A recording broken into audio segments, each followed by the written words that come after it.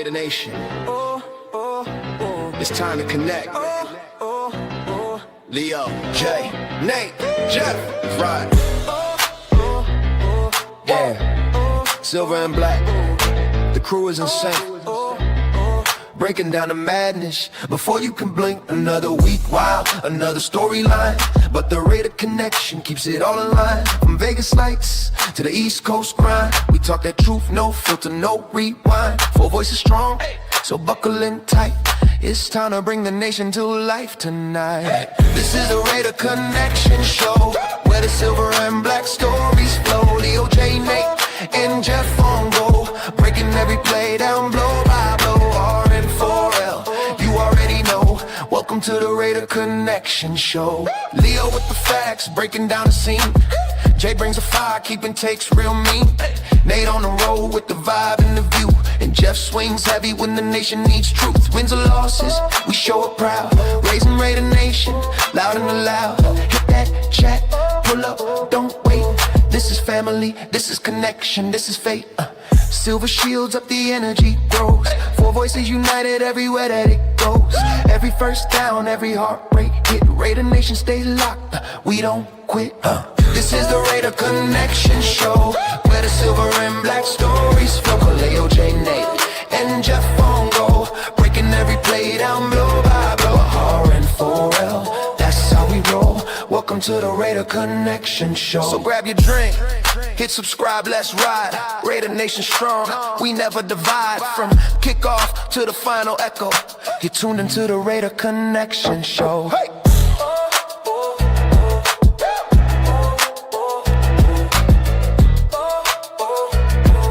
You're tuned into the Raider Connection Show. Yo!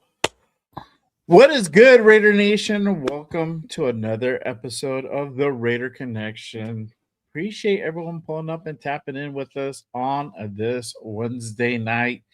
And if you guys haven't done so already, make sure you guys head on over, hit that like, hit that subscribe button on everybody you see here. Starting to my left, LV Raider 10, my guys, Cheeto Linus, and then Hollywood Raider Jeff, all the way to the end. Again, appreciate you guys pulling up and tapping in. Free agency has started, y'all. Man, oh man, what a crazy week it's been, y'all. What crazy week. But we're gonna go ahead and get into all that and much more. But before we go ahead and get this show underway, we have a very special guest here joining us tonight. Let me go ahead and bring in our guy, Afakasi Raider in the building. What is good, my guy? Salute. How you doing, bro? What's going on, brother? What's going on, gangs? Just FYI to the chat, my apologies. I think the delay was because of me. I worked the night shifts, so I had to get up real quick and get my stuff situated. So don't blame these guys. That was my fault. So. To your defense, we're always late. Yeah. You don't have to do that. It's always my fault, big dog. Well, I just want to clarify because I saw a few people in the chat saying, surprise, they're late. And I know, right? I found it coincidental that you started the stream just as I joined backstage. So that's on me, gang. My apologies, but I was You're good, brother. You're good. Yeah. Bye. Hey, it's all good, man.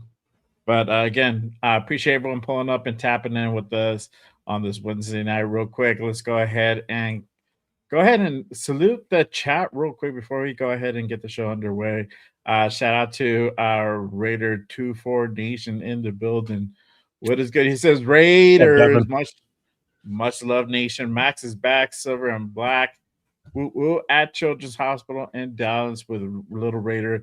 Keeps having seizures, so they're gonna monitor him for the next 72 hours. Hey, man, I hope he gets to go ahead and go home soon. I hope he's okay and back at home really soon. So appreciate you. Prayers, man. Prayers. Shout out to Rorschach in the building. What is good, my guy? Salute. Tanner Jack in the building. What is good? One of the mods and part of the members of the Raider Connection. Salute. Raider Ryan in the building. What is good? Jason Downs. What is up, my guy? Everybody giving us shit for being late. God damn. We ought to be All time, bro. Damn. Rose Sound in the building. What's good, my guy? Salute. Daniel Berry, what is good, my guy? Salute, salute. Appreciate you pulling up. Armando in the building. Salute, my guy. Appreciate you pulling up. Let's see. Oh man, Leo already with the hold on, dog. Let me do it right. Yes, sir. Yes, sir. Appreciate you, man. Tapping in. Let's see here. Shout out to I lost my place. Goddamn. Erica Raiders in the building. Eric Raiders in the building. What is good, my guy? Alex, what is the deal, my guy? Appreciate you pulling up. Hey, long. Hey, long. What is good, my guy? Appreciate you pulling up. Chill Sal. What is good? Anyone else wearing their Crosby jersey? Mine's still in the closet, dog. It's probably gonna be there for a little. I still have mine. You I said don't you're know. still in the closet? Mine's in the closet, yeah. Oh, yeah. I had on my hoodie today, but it got hot. Hmm? Yeah. I don't pull it out till like season. But I got You're the not- shirt. You're not the Ravens. You don't pull it out all the time. No, I know. The big pullout. Stay in there. But appreciate everybody else. Salute to Ben in the building as well. Salute, What's up, man. Jason? Darren, what is good. So all right. So let's go ahead and kick this thing off, y'all. Free agency begins today officially. So we're busy these last couple of days here. Spy Tech, be cooking. Y'all already know, man.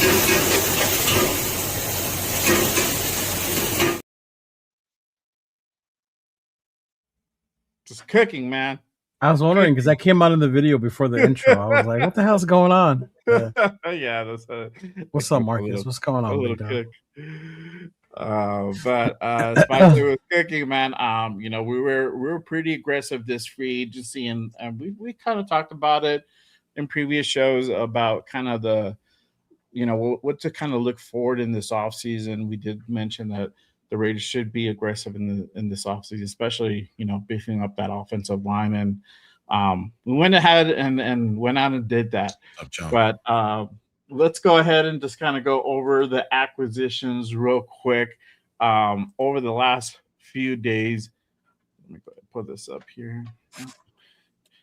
All right. Sorry, I'm eating, but I'm trying to drown the sorrows of losing that number 14 pick in the first round next year. So, Like you needed I'm an on a excuse to eat. Big luck.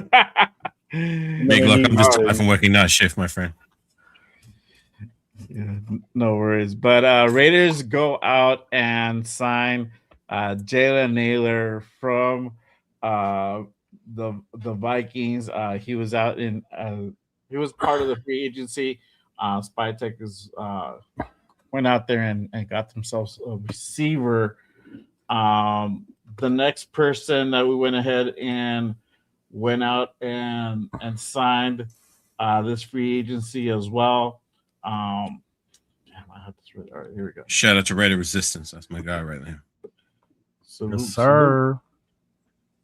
All right, here we go. Kitty Pay is now a Raider. Raiders go out and get themselves an edge. Did you say Kitty? It's Quiddy. Quiddy. Yeah. Kitty Pay. They got themselves another edge. Native Rhode Islander, my hometown, my home state. Oh, is he? Yes. Oh, wow, that's good. Rhode Island only has one town. That's Went to Bishop Hendricken, and then he went to Michigan. Yay. Fun I fact. wanted him when he was available, when he was in the draft. I wanted us to grab him then. Nathan. Yay. I'm Yeah. just like, Rhode Island the size of my freaking backyard. Think about it. The last time we had Raiders from my state were Fargus and Mark Van Egan. Now I got this guy. Yay. Yay. Dude, when the state's this big and California's this big, that's a big thing. So shut up, Leo. Nathan's the one that said it's as big as his backyard, but I'm the one that gets to shut up. Because I like Nate better. I've known Nate longer. Nate's my guy. I visited Rhode Island, that's why. Yes, yeah. He didn't back out on the trip. And how long did it take you to to walk through there, like 5 minutes. To walk Pretty much. through there. Right? I did a couple laps, made it like Right. 15 minutes. Like, okay, You're not wrong. I think I've seen Right. it. I think I've seen enough. Oh man. Yeah, but Raiders go out and sign Kwity Paye as an edge. Now I think we're getting into kind of the really interesting signings. Raiders went out and signed Nakobe Dean. On Where's he Monday. from? He is from the Eagles.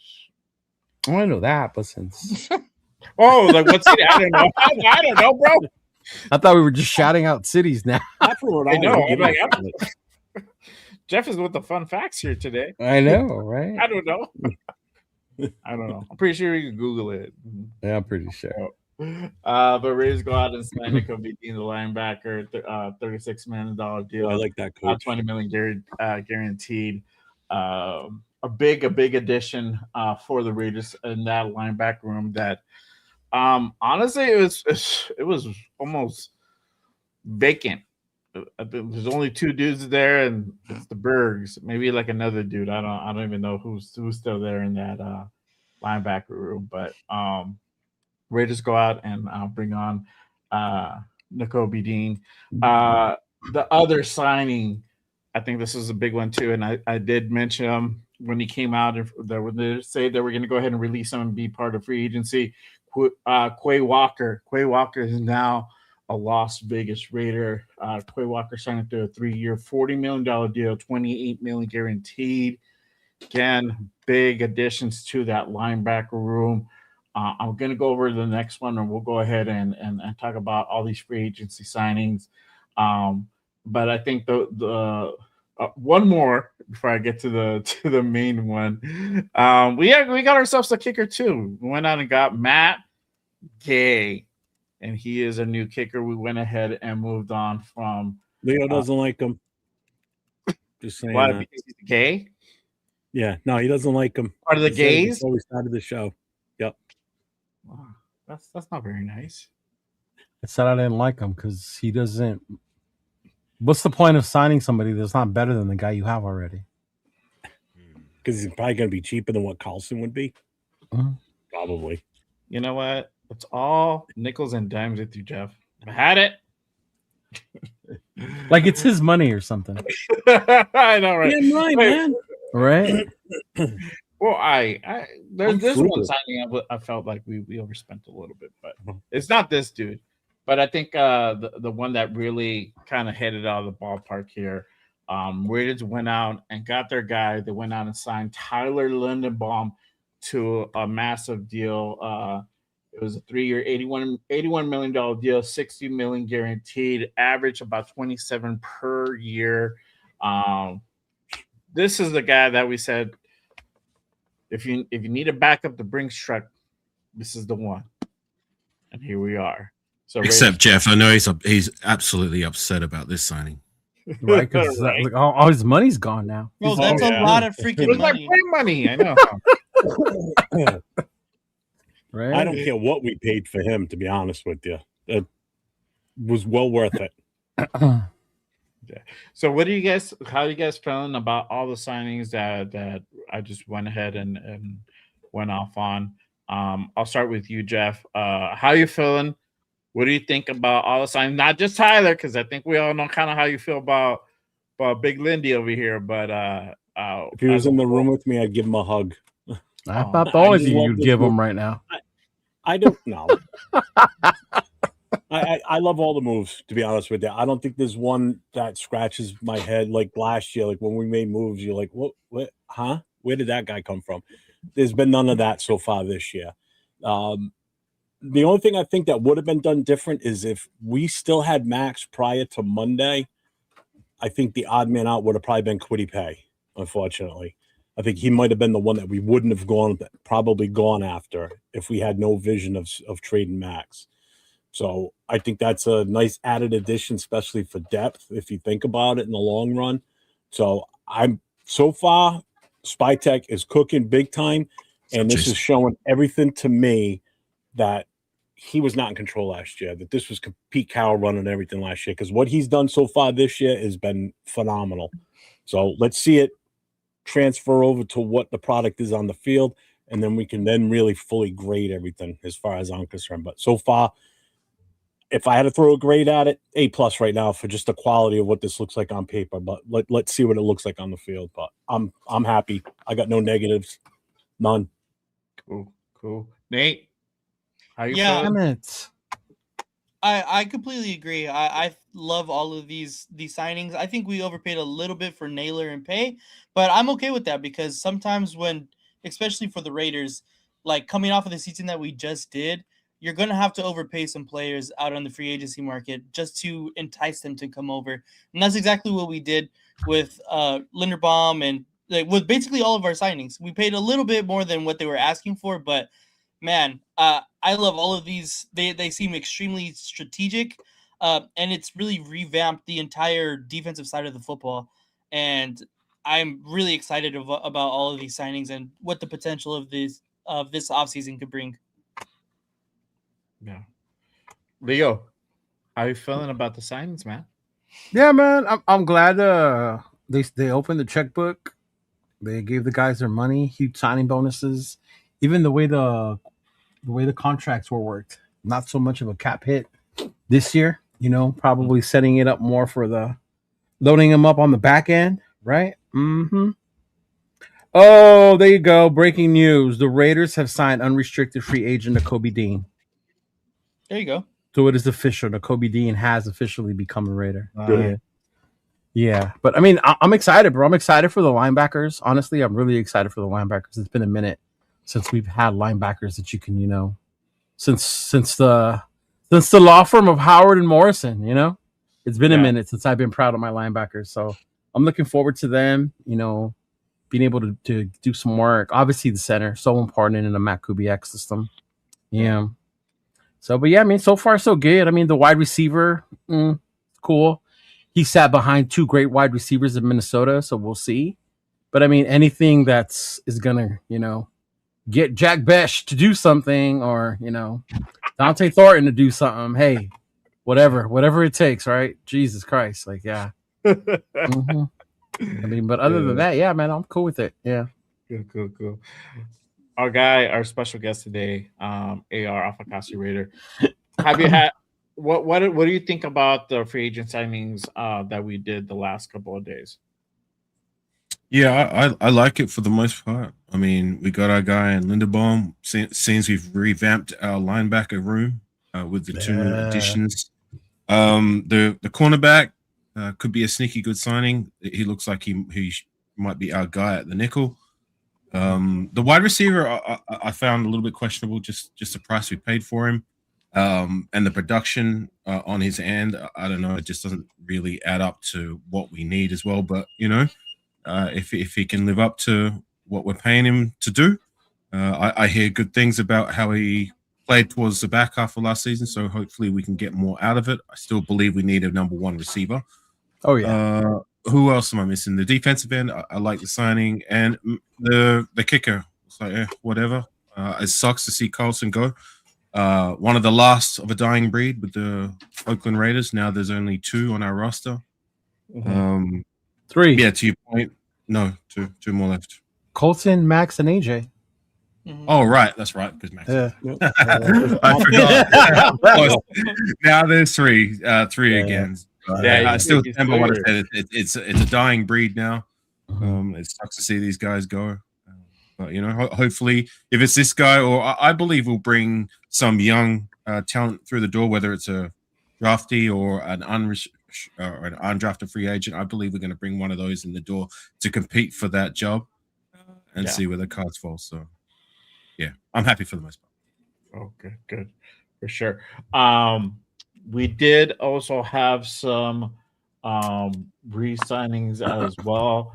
Let me go ahead and pull that up, but I do have the tweet by the Raiders.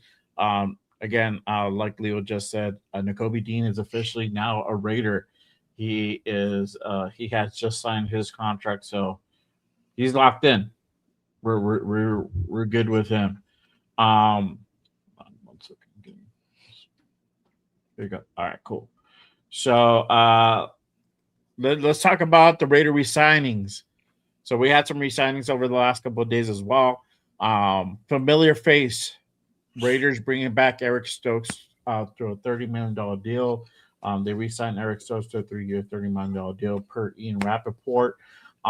As well, now we're gonna have a discussion about this guy. Malcolm Koos is also back. He was re-signed to a 1-year, $11 million deal. I was a little bit surprised at first. I was surprised too. Yeah, but it made sense at the At time.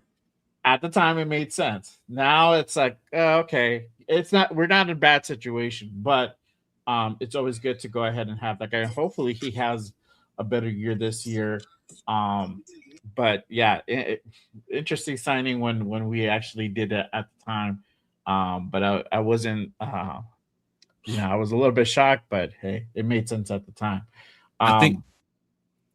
Sorry, just real quick. I think that re-signing is a lot of that screams to me that they're very confident that his recovery wasn't quite there throughout the season, but it was starting to get there by the end of the season where he started to play a little bit better. And I think that they're confident that he can regain most of what he was able to do before the injury. Sorry, cut off you. No, you're good. You're good. Let me go over this last one, and we can go ahead and really get into that discussion. Also, Raiders bringing back Jordan Meredith from restricted free agency. They're bringing back, so he will be here as well.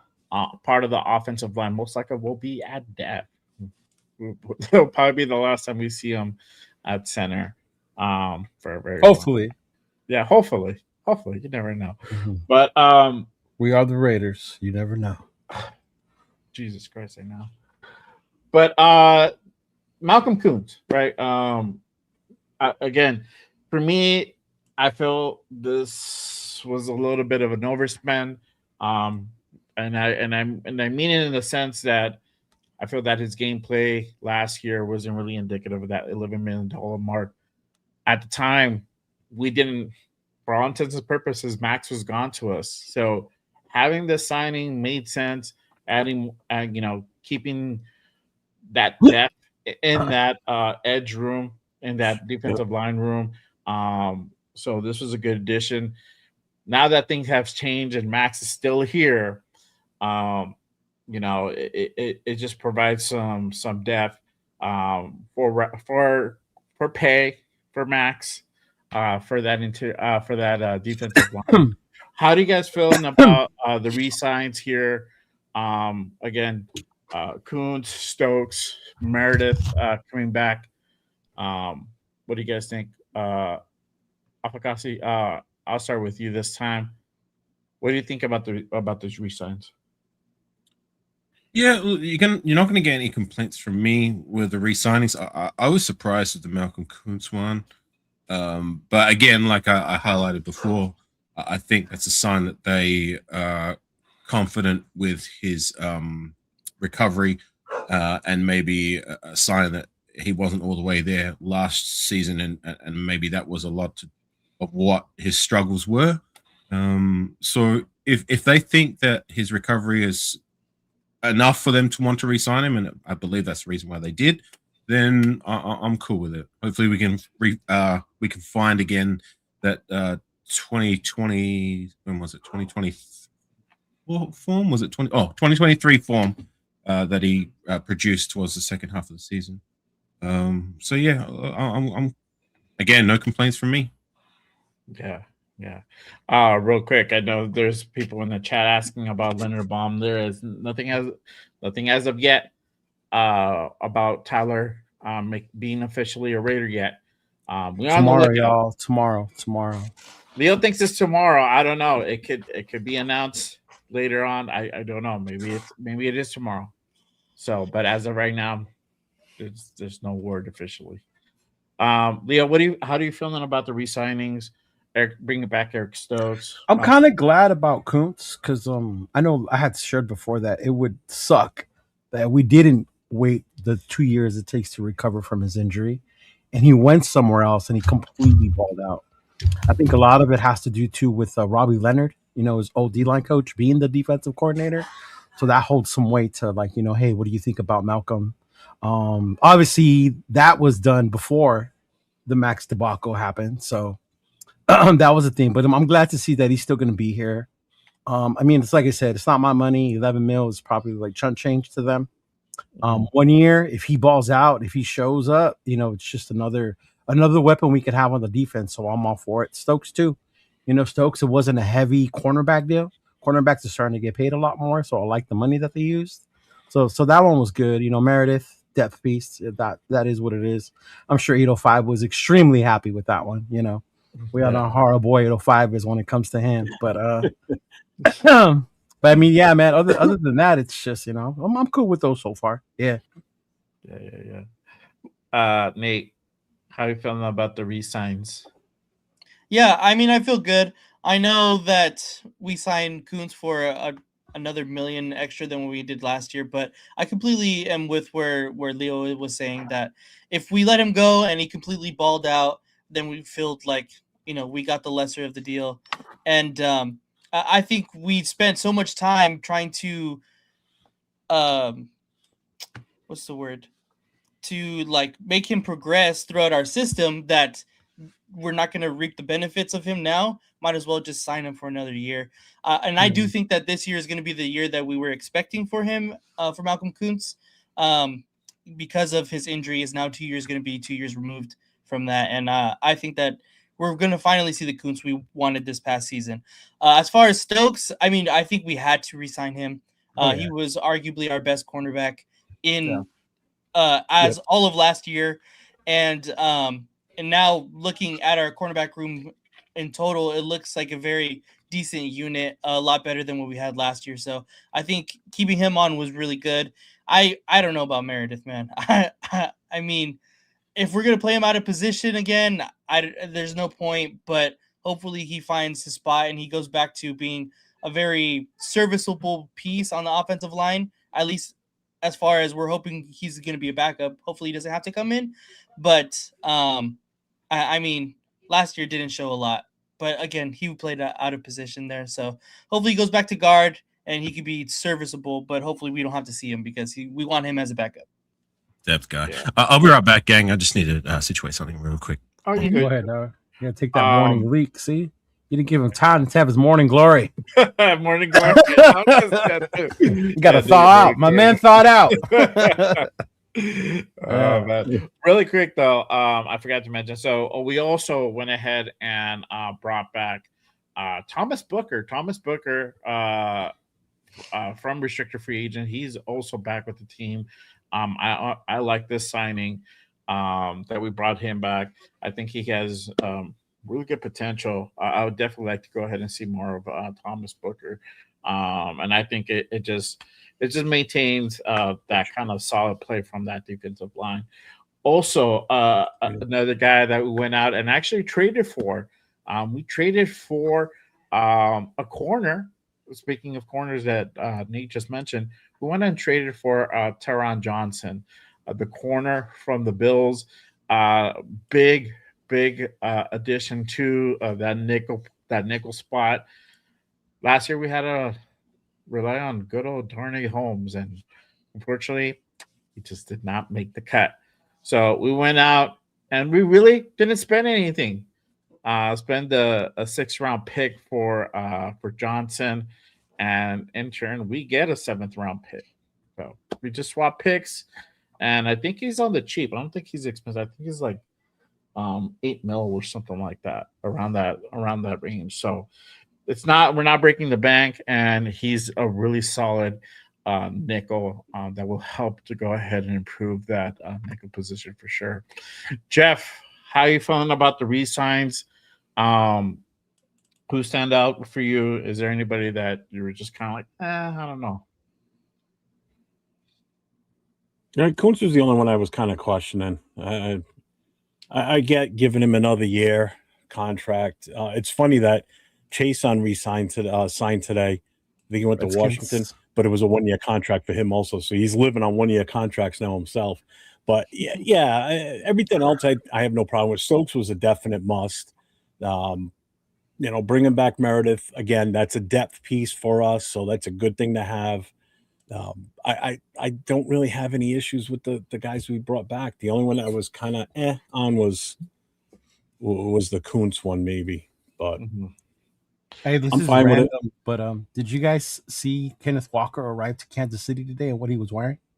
Mm-mm. No, A John Madden T-shirt as he was walking. get out off of the here. plane. Wow. Oh, that's awesome. Yes, bro. K9 came off the plane with a fucking John Madden T-shirt, bro. Yeah, I know, Rorschach. I saw it. Just haven't gotten it yet. Wait, I think I just passed it right now. I was like That scrolling is real quick. dope, man. It's right here. Oh yeah, I see it. Yeah. That's, I Thanks, believe brother. it. Mhm. yeah. Let me share real quick.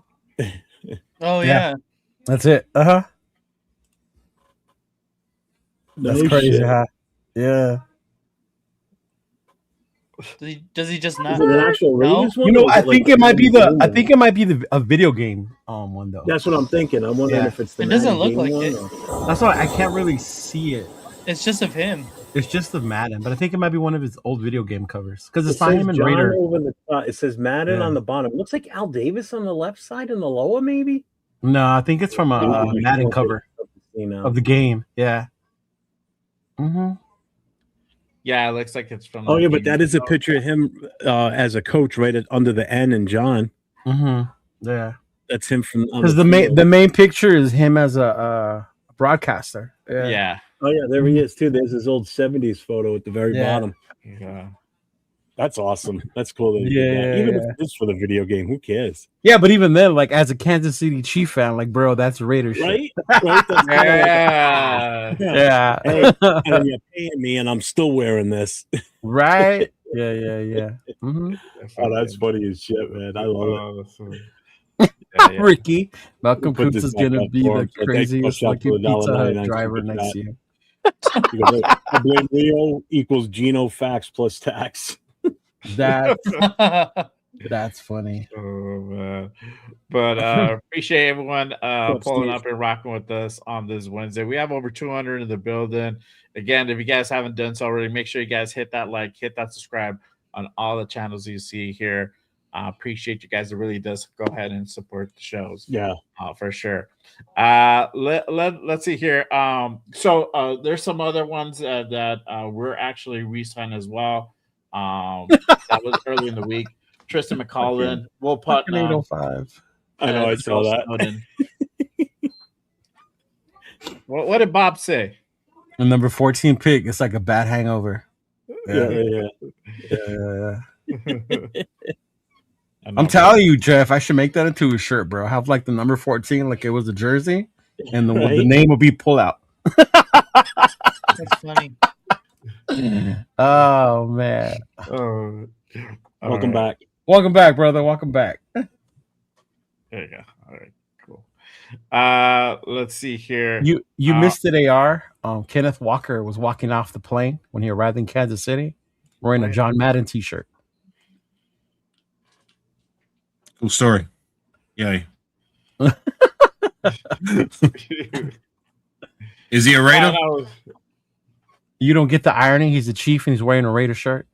Yeah, I know, but still, if he's not a Raider, I don't give a shit. There you go. Like that. I like that. Let's see here. So does that mean Saturday and Sunday and Monday you didn't give a shit about Maxx? You still don't. I don't give a shit per se as to what they do if it's not for us, if they're with other teams. Yeah. That's just how I feel. Yeah. Oh, okay. Yeah. But we also had some people depart, and it's Oh, not Parham. Oh, I'm so crushed. Parham being one of them. This guy also being one of them. Alex Kappa. We're moving. Oh, him too. Oh Yeah. no. Yeah. From Alex Kappa. Here we go. Oh my god. The other day as well. Also, we went ahead and moved on. We talked about him earlier. Our guy, Cashman Carlson, no longer a Raider. I'm a little bit sad about him. I like Daniel Carlson. It was cool. Like I'm the not dude- familiar with the new guy, so that's why I can't really speak on it too much. Thank you, man. I'm not too familiar with him. Dylan Parham being the other guy as well, but What's up, Mikey? I think this one. So is Devin White and Landon Roberts, they're still out there? They're still out there. Okay. Yeah, I haven't heard anybody pick those guys up yet. But I all think those linebackers we picked last year are still out there, right? Yeah. Mm-hmm. Yeah. But I think this one is probably what we're really, really, really excited about. Raiders, for some way, somehow, this is where you can go ahead and really say Spytek was cooking. He was able to go ahead and find a way to trade Geno Smith and send his ass back to the Jets out of all places.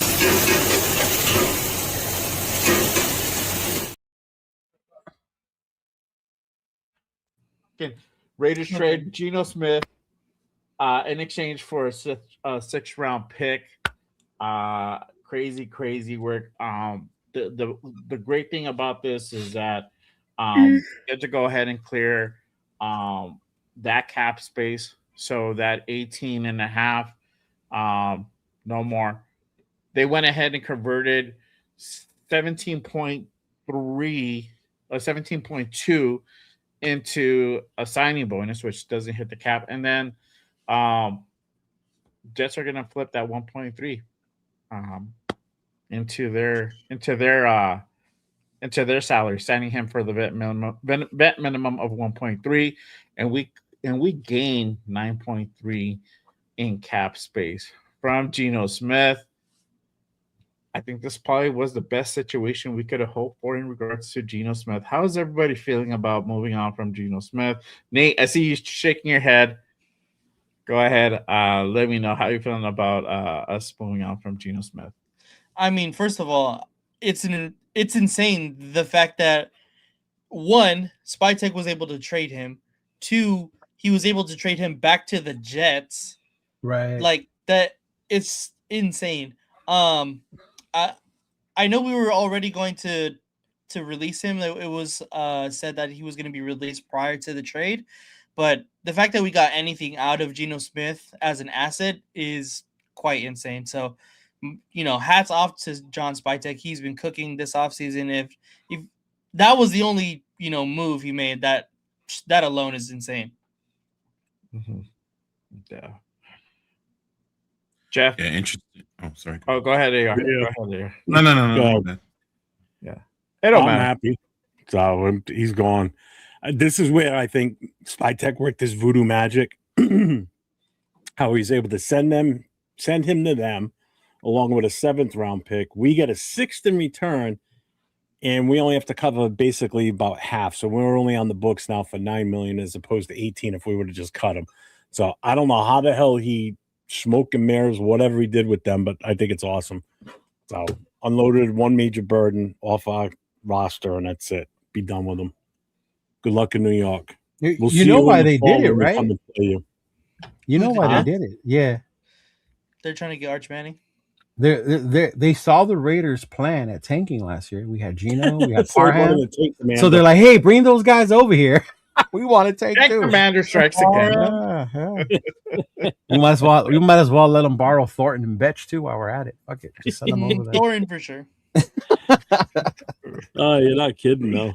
Yeah. Oh man. AR, how you feeling about the departure of Geno Smith and the rest of the guys? Kappa, Parham. There's nobody there that I'm gonna cry spilt milk over, except for Carlson. As I mentioned before, one of the last of a dying breed. I appreciate Carlson and his time as a Raider. Once a Raider, always a Raider. Thank you for your services. Hopefully, the guy we brought in, Gay, or the young guy I believe we're going to bring in for competition, will be able to carry on the legacy of having a good place kicker, because we've had that for the longest time. Yes, we've had problems with a lot of spots on our roster over the last 2-3 decades, but you could go back to the 80s with the Raiders. For the most part, having a place kicker there that is amongst the best in the league, and hopefully whoever will be it, whether it's Gay or somebody else, can carry on that legacy. As for Geno, interesting to see that they traded him back to the team that originally drafted him. I don't know. I'm glad that we were able to get something out of him and get some of that salary cap space back as well. So hats off to SpyTech for being able to swindle that. Geno, it just didn't work out. We were all hopeful, but just another one of these band-aid options, these veteran guys that we bring in hoping that it can work out, and it just doesn't. So here we are. Yeah, for sure. Dixon says Brendan Carroll Smith. Oh man. According to Hondo, a lot of teams are out there wanting the services of Brandon Carroll. So hey, Hey, we'll vouch for him. Take him. Take him. Jets, if you're You can have him. a great addition to your tank commander would be the Undertaker himself, Brendan Carroll. Yep. You know, it will definitely How the hell anybody could be interested in that guy? It's crazy. Absolutely insane. Yeah. But this, I mean, I think this has probably been one of the craziest free agencies that I can remember. And literally we had a bomb drop, and I think this is kind of what everybody's kind of eager to talk about. There's questions there. But I think the bombshell dropped yesterday. We all went on. Ravens back out on deal of the Maxx Crosby trade. So we heard last Friday, literally like 5 days ago, 6 days ago, Maxx Crosby was going to be traded to the Ravens. And yesterday, literally got hit with the bomb. Ravens literally just backing out of the deal with Maxx Crosby. Let me go ahead and pull that up. Shout out to our guy Raiders Resistance. If you don't follow Raiders Resistance, make sure you guys go ahead and give. you got to follow. Yeah, you got to follow. You him. really should. When it comes to breaking news, this guy is always spot on, and he's yeah. Content. But yes, the Ravens backed out of the deal of Maxx Crosby yesterday, saying that Maxx Crosby did not pass his physical. So Maxx Crosby is still officially a Las Vegas Raider. Because this deal was obviously null and void, we lose out on the 2 first-round picks, 2026, 2027, number 14 pick for this draft coming up.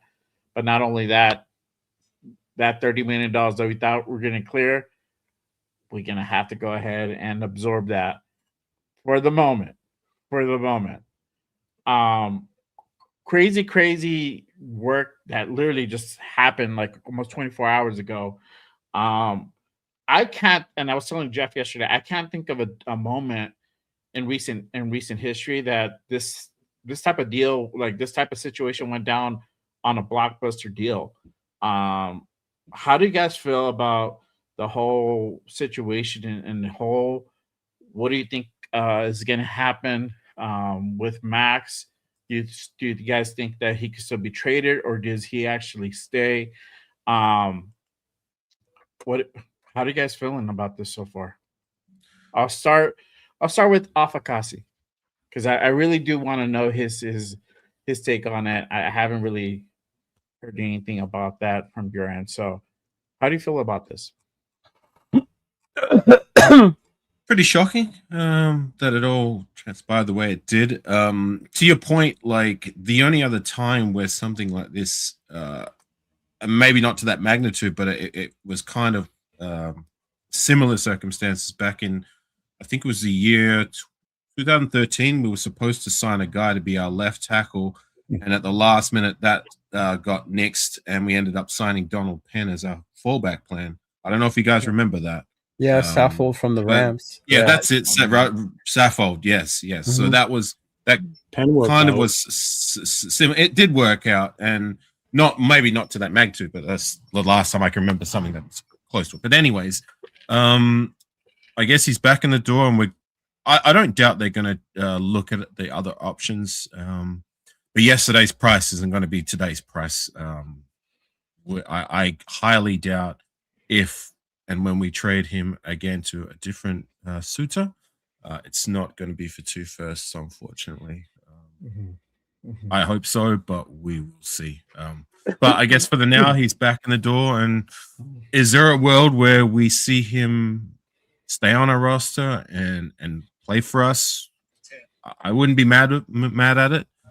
But I did make peace with the fact that he was gone and that we were moving towards the future. And there's a part of me that still wants to do that. But if he's back, I'm not going to be mad at it. We'll just see how the cards fall. But I don't doubt that there's going to be other people calling about Crosby services and that. But we will see. Okay. So you're either for it or against it. If he stays, he stays. If he doesn't, then I'm on both. I'm good with both sides of the coin. To his comment, I'm not going to panic. If we keep him on our roster, hey, that's cool. We're keeping a legacy player per se, and if we don't, I'm good with that too. We're making moves towards the future, and it is what it is. So, yeah, Caden, with the Crosby needs to come to that. Say, hey, tell Jerry to pick up the phone, bro, and call a dude. Call Spy. Tom, 2 first. Jeff, I want to get your take. I know probably have an idea, but how do you feel about the situation in whole? Do you think Maxx gets traded? Do you think he stays? And then how do you feel about that? I don't know now.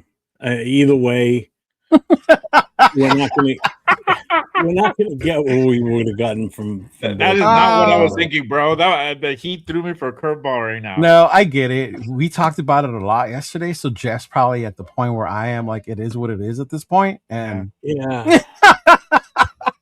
I mean, we got a Christmas gift, and Big Luck said it in one of the comments on one of the shows the other night. In the comments after it was over, Friday night show. I said, we were given a Christmas gift Friday night by not only, trading Maxx away, getting away from that drama that was done and over with, but then we were gaining 2 first-round picks that we could have done some serious damage with.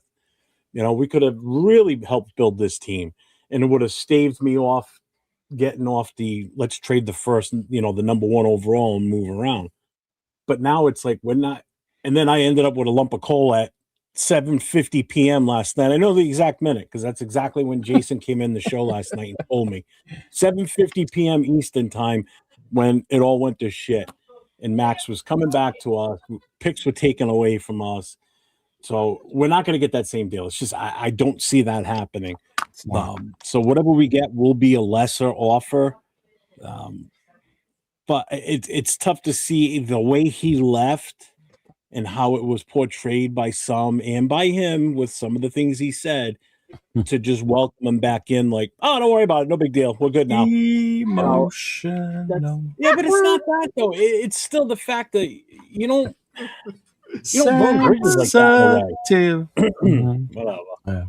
I'm obviously not going to get my point across because Leo's going to cry and make fun of me. So if I make fun of you, you're the one crying. If he's here, he stays, but he's got to restructure. If he doesn't want to restructure, then we've got to push him.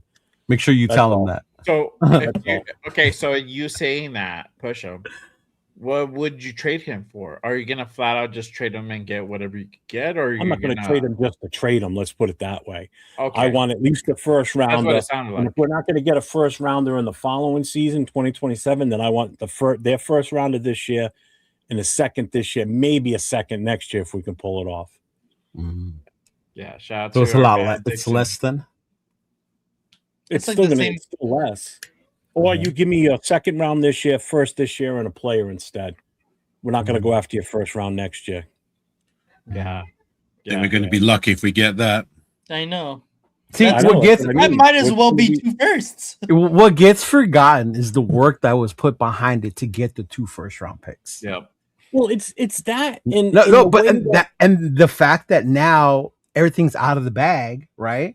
Oh, he did want to leave. The Raiders were willing to trade him. Somebody took the bait and they offered 2 first rounds. But then now they went back on it. All that leverage you had is gone. Oh yeah. Yeah. Oh, big Gone. time. We no longer are the ones who can sit there and wait for phone calls. Now we're like, No, we hey have to babe, be asked if we want to like, move hey, him. hey, remember that shit you offered? Or like we're calling the Bears, like, hey dog, like we was just kidding. Like, like now we're in that fucking seat. And if you're in that seat, you don't want to be in that seat. Like, you don't want to be in that. It does kind of screw up our plans too. That's the other thing. So any plans that Spytech had thought out of what he was going to do with those picks, and whether it's moving them or doing whatever, that changes everything. So whatever they had for the draft board that they were working on over the weekend, that got thrown by the wayside now, because now they got to do something different, because they were planning on that. Just like over the weekend, we were like, okay, it's over. He's gone. We got these picks. Let's start thinking going forward. We start making the moves on Monday. We agree to make the signs that we're going to, the players we're going to sign. So now everybody's already thinking like, all right, well, we filled this spot, so we don't fully need that type of player early in the draft. We can move around and do other things. And now it all just goes, it's all in shambles now. Now you gotta readdress and fix things and go a different route. I mean, it's still doable. We can still survive all this, but it's just a monkey wrench in the machine. That's all. It's what they get paid the big bucks for, Jeff. Yeah, exactly. They have to plan for every scenario. Yeah. Devin, all right, they've they've thrown a wrench in the system in the system. Yeah. So Yeah. go ahead and deal with it, and that's what we pay. That's why you're in the position you're in. So Spytech, get to work. Yeah, so it is a big monkey wrench, And the way the Raiders reacted makes me seem like they handled it so well. Like, okay, that's cool. Don't worry about it. You know what? We're not in cap hell. We can figure this out. No, that's the good He thing. could come back, right? We can still keep the guys that we said we were going to get. Like, don't worry about it. Like, y'all want to do that? That's cool. That's cool, Baltimore. Like, all right, that's cool. And then they're just going to keep going business as usual. Yeah. I want to address this comment by Alan. He says, you think you'd be lucky if you get a first and a second for Crosby now? The second will probably be conditional on him playing at least 10 games. No, bro. I don't. I feel that you could still get that first round pick, bro. Now the question is, can you get the extra thing so you can get an extra, get the second? Extra, is it worth it to only trade him away for one first rounder? Now, yes. Now you have to ask yourself that. So now you're lowering your standards. See what I mean? How the whole thing got fucked to begin with. They threw a big old bomb on us. They reset the market, because now, if anybody was tapping in with NFL Network, Tom Pelissero was on, and he was saying, and Jeff was talking about it too. He was. He's like, my phone keeps ringing, like I can't like fucking get off, because like my phone keeps ringing about teams asking about how this is gonna fuck up their deals, and so you had that whole now fear going on amongst the league. And trust me, a lot of owners out there, a lot of teams are not happy with the Ravens on the shit that this GM pulled. I forgot his name, Acosta. But Acosta, Acosta pulled. So now, I mean, you're having, there's some teams coming out like, hey, we're not going to do any business with Baltimore, which is crazy. I mean, you guys are on the verge of getting blackballed by the league. It's so bad, but the way it was just done is just they literally dropped the bombshell, because and I wanted to go ahead and kind of put this out, ask this question: how did it all fall apart? They're saying that he didn't pass the physical because of the surgery, right? Because of the knee. But the thing is, like, it's not bullshit. Yes, exactly. It's not old news. It's not new news. It wasn't publicly known that he went out and got surgery, that he got a meniscus repair. It's like, come on now, bro. Like, really? Like, you use that excuse. They've done it before. They did it with the Crabtree situation, where they were going to give Ryan Grant his contract, whatever. And then all of a sudden, Crabtree became available. Grant failed his physical. Went back on the deal, and then they signed Crabtree, who's cheaper. Yeah. So it's part of what they do. It's how they work. I sent you guys that one earlier too, about him trying to trade a player who wasn't even mentally right, and eventually ended up leaving the game a couple of weeks later. Remember?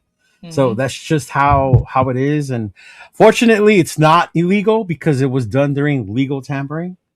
So there's not much. So all you can do is just roll with the punches. It is what it is right now. Max is back on the team. We're not in cap hell. We can keep moving. So like fuck it at this point. Yeah.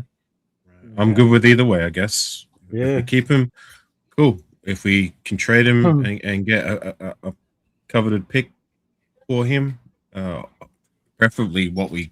I said, I don't think that yesterday's price isn't going to be today's price, but hopefully it can still be a fair price that if we do trade him again to somebody else. Those pancakes are going to cost a lot more today than they did yesterday. Pancake eating sir. motherfucker. I will say one thing. If anybody watched his press conference today when he talked about it, and Jason Downs said it to me right away when it was going on, he goes, he just looks guilty. Like he knows he screwed up. Like he knows that he's not telling the truth up there. And with him being a former police officer, he could read this as this guy's talking. And I could even tell that the guy's full of shit as he's talking. It's just, he's coming up with some lame brain excuses. Like they were going to try and work to get both him and Henry. There was no way they were going to. They weren't going to be able to get both of those guys. And the fact that no, they weren't going to sign both. Yeah, that's complete bullshit. The fact that Max was in the building while they were talking to Hendrickson at the same time. Yeah, I mean, come on, man. Actually, and they played us is what they did. They played us. I got this scumbags little presser that he did earlier today. This is again Eric DaCosta. He's the GM of the Ravens, and he talks about in regards to the Maxx Crosby deal. I mean, I understand it. I understand it. We live in that age of skepticism, and people question people that don't really know me or know the Ravens culture. And the Ravens we know you, bro. So I understand. Yeah. As I said at the beginning, we've got a responsibility. I've got a responsibility to the Ravens, to this community, to our fans, and to Steve Bisciotti to do what we think is best for the club. And that's what we always try to do. Every decision we make is based on this idea. Is this the best thing for the Ravens? Very, very challenging. What's up, Chico? Again, I understand how people might maybe from afar would feel that way, but nobody's more upset about this than me. Gutted by it, actually. And so a big regret for me. But we will move on as a football team, and I think there's many, many opportunities for us. Stop it. Get some help. That's all I gotta say about that to that dude. Stop it, bro. Stop it with your lies. It's bullshit, and we all know it. I mean, to really use the excuse, so he felt his physical when this dude literally was in a boot like 2 weeks ago. Like, come on, dog. Like, really? You use that excuse? Like, I would have been more cool with it if you would just say, like, no, you know what? We lost a lot of free agents. I saw Hendricks was still out there. I saw a way I can get a rusher and still keep my picks, and that's what I did. Like, just say that. You're not going to admit that, though. I know, but just say that. You know? Like, yeah. Because that's what you did. We all saw you did that. So, yeah. Nate, what do you feel? What do you feel was the big cause of this deal falling apart, in your opinion? I think it's exactly what Leo just explained. I think that once free agency started and they realized that they were losing free agents left and right, they started to get, they started to panic, and they couldn't really sign anybody because they took on this hefty deal of Maxx Crosby, that they were like, oh shit, we can't really make any moves. We can't sign anybody. We can't re-sign anybody. Let's try to figure something else out. Let's try to figure a way out of this deal. Because if this doesn't work this season, we don't win, we're going to be messed up for the next year, for this year and for next year, because we don't have picks. So let's just get our picks back. Let's try to lick our wounds. Let's try to reposition ourselves, and let's sign Trey Hendrickson for basically the max deal, and we still have our picks. Yeah, I think that's exactly what happened, and I mean, he could try to spin it any which way he wants, but everybody knows exactly what happened. So I think it's pretty scummy what they did. There needs to be an investigation. There needs to be, some kind of penalty to be done. Obviously, maybe not like super like heinous, because obviously it's still, everything they did was legal. Like, it's not illegal to do that, and they've done it before. They But- need to get rid of legal tampering. Period. Yes, I was Exactly. going to bring that up right now. Period. Exactly. Yeah. You know but- what? I was going to say, Yeah, you know go what it reminds me of? It's just that cooling off period. Like when you go buy a car, you get 3 days to like think about it. And if you don't want the car, you can take it back to the lot and get a refund, essentially. Yeah, that's essentially kind of what it is, in that sense. But yeah, I don't know. It's a pretty shady move. I feel like they got Max, they did trade, and they saw a lot of dudes walking out the door, and the fan base was like, "Yo, really? Like we kept nobody, and we traded 2 first-round picks for Maxx Crosby. That's it. Like, what else is there?" I saw a few posts from like Ravens fans like on Twitter. They're like, "Let me think about that one. Let me see how the shit plays out." They're already kind of like sus about it. So I think they started feeling the heat from the fan base, and this dude just folded like a tent, bro, and was just like, you know what? I fucked up. I overpaid on this dude, and I think he knew it. I think he maybe Spartak's that good of a salesman, and he probably got closed into doing the trade. He's like, look, man, if you want to go ahead and win now, this is the dude to do it. And he probably got suckered into the deal. I don't know, or he was just like, oh, I'm gonna do it. I'm gonna pull the trigger, and then he just got cold feet. He got buyer's remorse afterwards. But now the question raises as far as what are we going to do with Maxx Crosby? I mean, what do you guys realistically think? And I want to ask you guys this question. Do you guys think he gets traded or do you think he stays? And what I mean by that, not what you guys feel should happen, but what do you guys really think is going to happen? Do you really think we're going to try to? Do you really think we're going to find another trade partner, or is he going to stay with us? And I'll start with you, Jeff, because I know you're pretty strongly opinionated about this. But what do you actually think is going to happen? I think he's going to be here this season. I don't think we're going to find a trade partner. I don't. I don't. I just don't see it. We got screwed. If we do trade him, we're going to end up getting way less than what we initially wanted, and I don't want to just settle for table scraps, basically. So I think he's going to be here. He's here.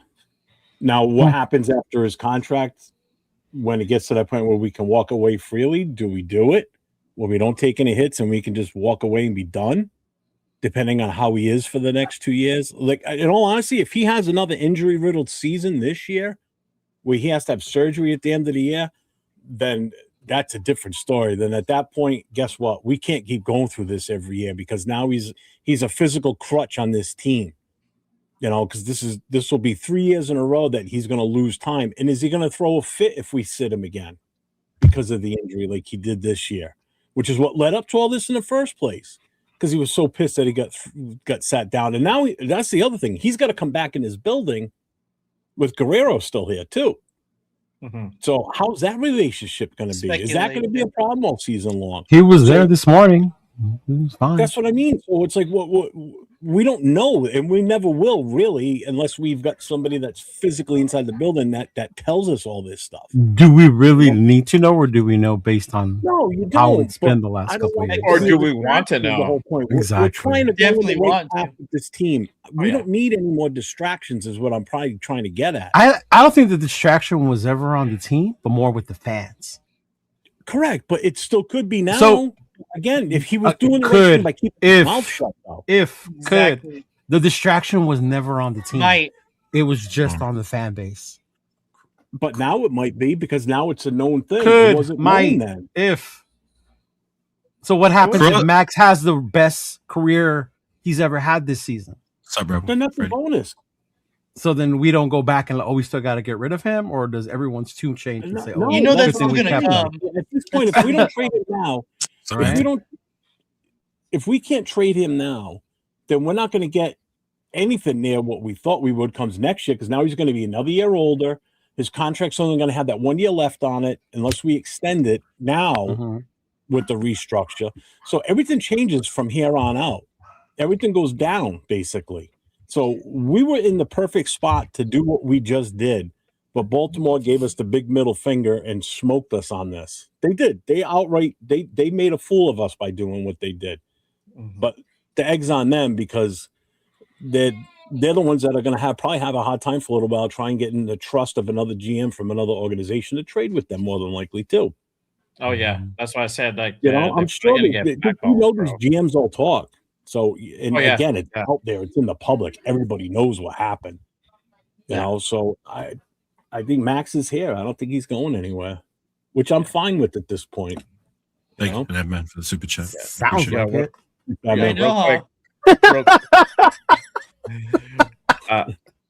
Real quick, $5 super from Nav, man. He says under the radar thought, Max goes there and realizes Linderbaum is gone. Unlikely, says, yeah, fuck that. I think my knee is not ready. Wow, yeah, that's not what happened. We couldn't touch his toes. I can't do it. Can I take a second just to appreciate that? Thank you, Nav, man. That was actually on my side of the fence. That was probably my first super chat in months. So I appreciate you, Nav, man. Thank you very much. Yes, sir. Appreciate the $5 super. Hey, Art, what do you think? Do you think he actually gets traded? Do you think he stays? What are your thoughts on the actual possibility of having playing out? Sorry, what was that? I kind of. What'd you say? I said, what do you think is actually going to happen? Do you think we're going to find another trade partner going to be traded, or do you think he's actually going to stay? We're going to keep him. He's going to stay for this season, or at least part of the season. What are your actual thoughts about possibly happening? I think they're going to look to work out another deal, but if they don't, they don't. Like I'm cool either way. I'm not going to panic. Like either way, I'm not panicking. Like if he's on our roster, cool. Like you can't tell me that Max coming back wouldn't make our roster better for the now. Like if we were to trade him on the other side of the coin, we're looking at making our roster better for the future. So either way, I'm not going to panic. I'm not going to lose sleep. But I do feel like we will get another deal done. But it's, as I said before, yesterday's price isn't going to be today's price. Hopefully the price that we do get, if we get one, is going to be something that's still going to be fair for both parties. So, Leo, what are your thoughts of possibly happening with Max? Does he get traded, or do you think he stays? I think at this point he's staying. Yeah, I don't think you get the same amount and as much anymore. So it makes it a lot harder unless you're willing to take whatever just to move on from the quote unquote drama that Maxx Crosby brings, you know? But I mean, other than that, it's like one of those things that it happened. It is what it is. I think Max and the team. What happened? What happened? What did he say? I didn't see it. Maxx Crosby just tweeted, "Everything happens for a reason. Believe nothing you hear and half of what you see. I'm a Raider. I'm back. Run that shit." See, there you go. Okay, hold on. Let me. I saw it. Yeah. Oh, use the Undertaker fucking entrance. Yeah, he's the Undertaker entrance. Yeah, like Nate said, everything happens for a reason. Believe nothing. You hear half of what you see. I'm a Raider. I'm back. Run that shit. There you go, Undertaker. There you go. What's up? Yeah. Nate. Well, I think that kind of changes things now. Does it though? Because what if Grogan put that up? I know, right? Hey, can I just take a second just to appreciate Bueno just joined the membership program from my channel, so I do appreciate that. I'm not Bueno, so thank you very much. Appreciate it, Bueno. That was his refrigerator. That was his refrigerator.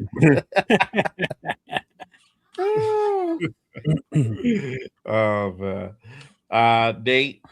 I mean, do you think they could still trade him off at this point?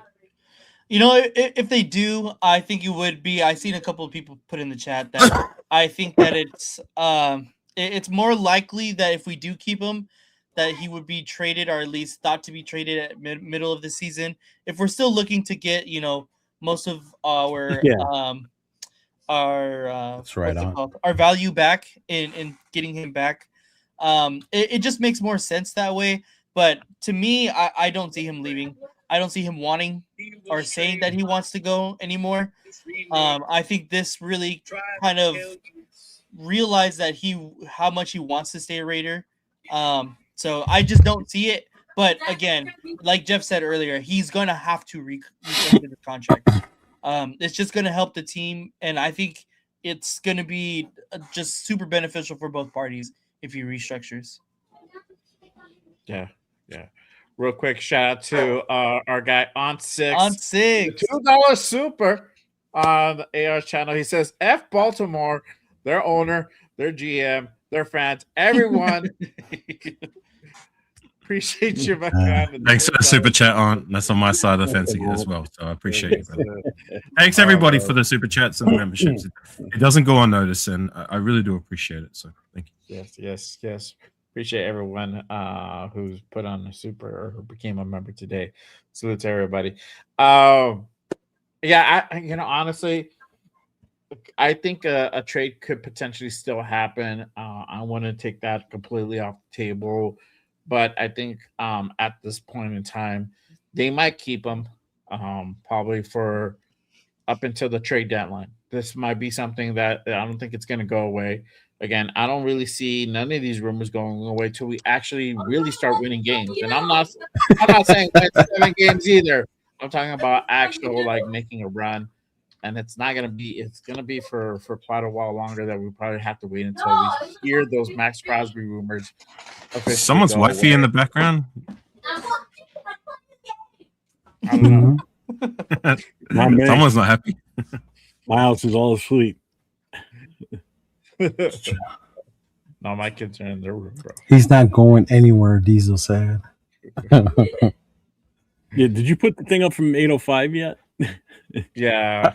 He says, didn't Max say everything happens for a reason during his exit speech right before he said Flock Nation? Look here, Bob.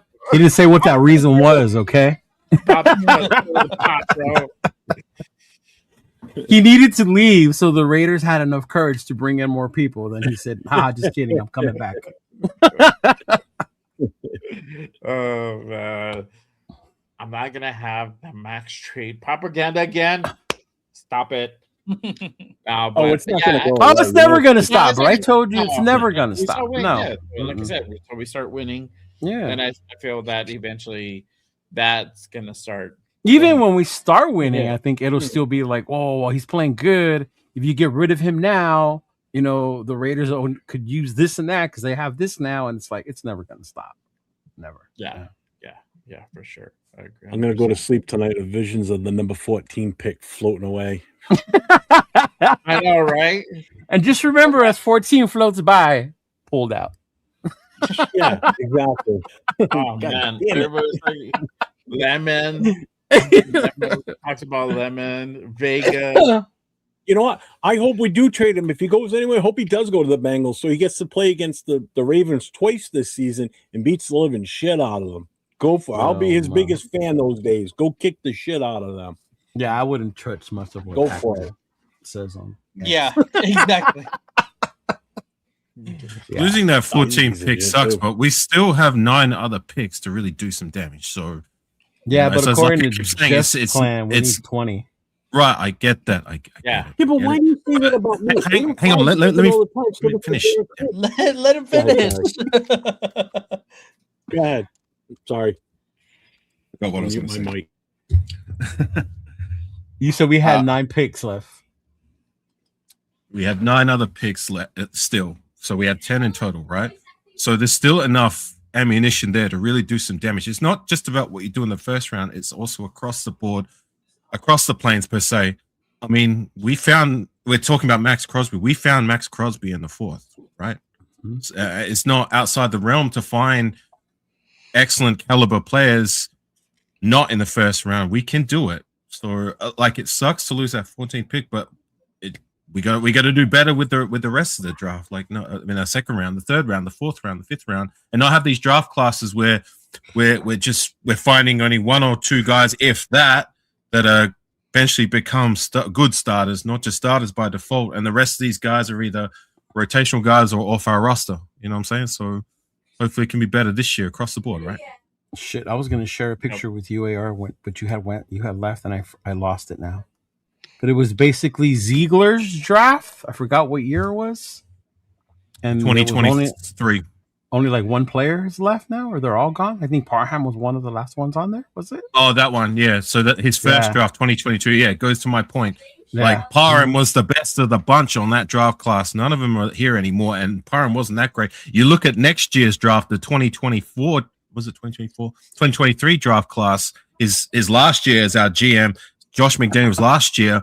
Those guys all came into their third season last year. So this is, it's like I keep saying, your third season is when you really want to get to see whether players got it or they don't. And look who's the best of the bunch. Like they had 9 picks, and Trey Tucker was the best of the bunch. You know what I mean? Like those are the classes that really hurt us in the long run. And a lot of the reason why we're still waiting to see more out of Michael Mayer. Yeah. Mm-hmm.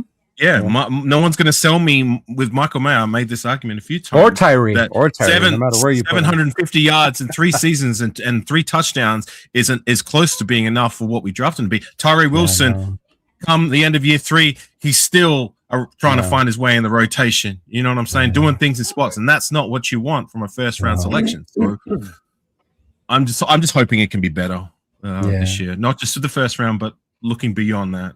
You know what I mean? Yeah, yeah, for sure. But you know, we're still not done with free agency. It officially kicks off today. And we did a lot in day 1. But who do you guys think, or what positions do you guys think we still need to go ahead and target in this free agency? I'll start with you, Leo. Who do you think we should still go after, or any position that needs to still be filled?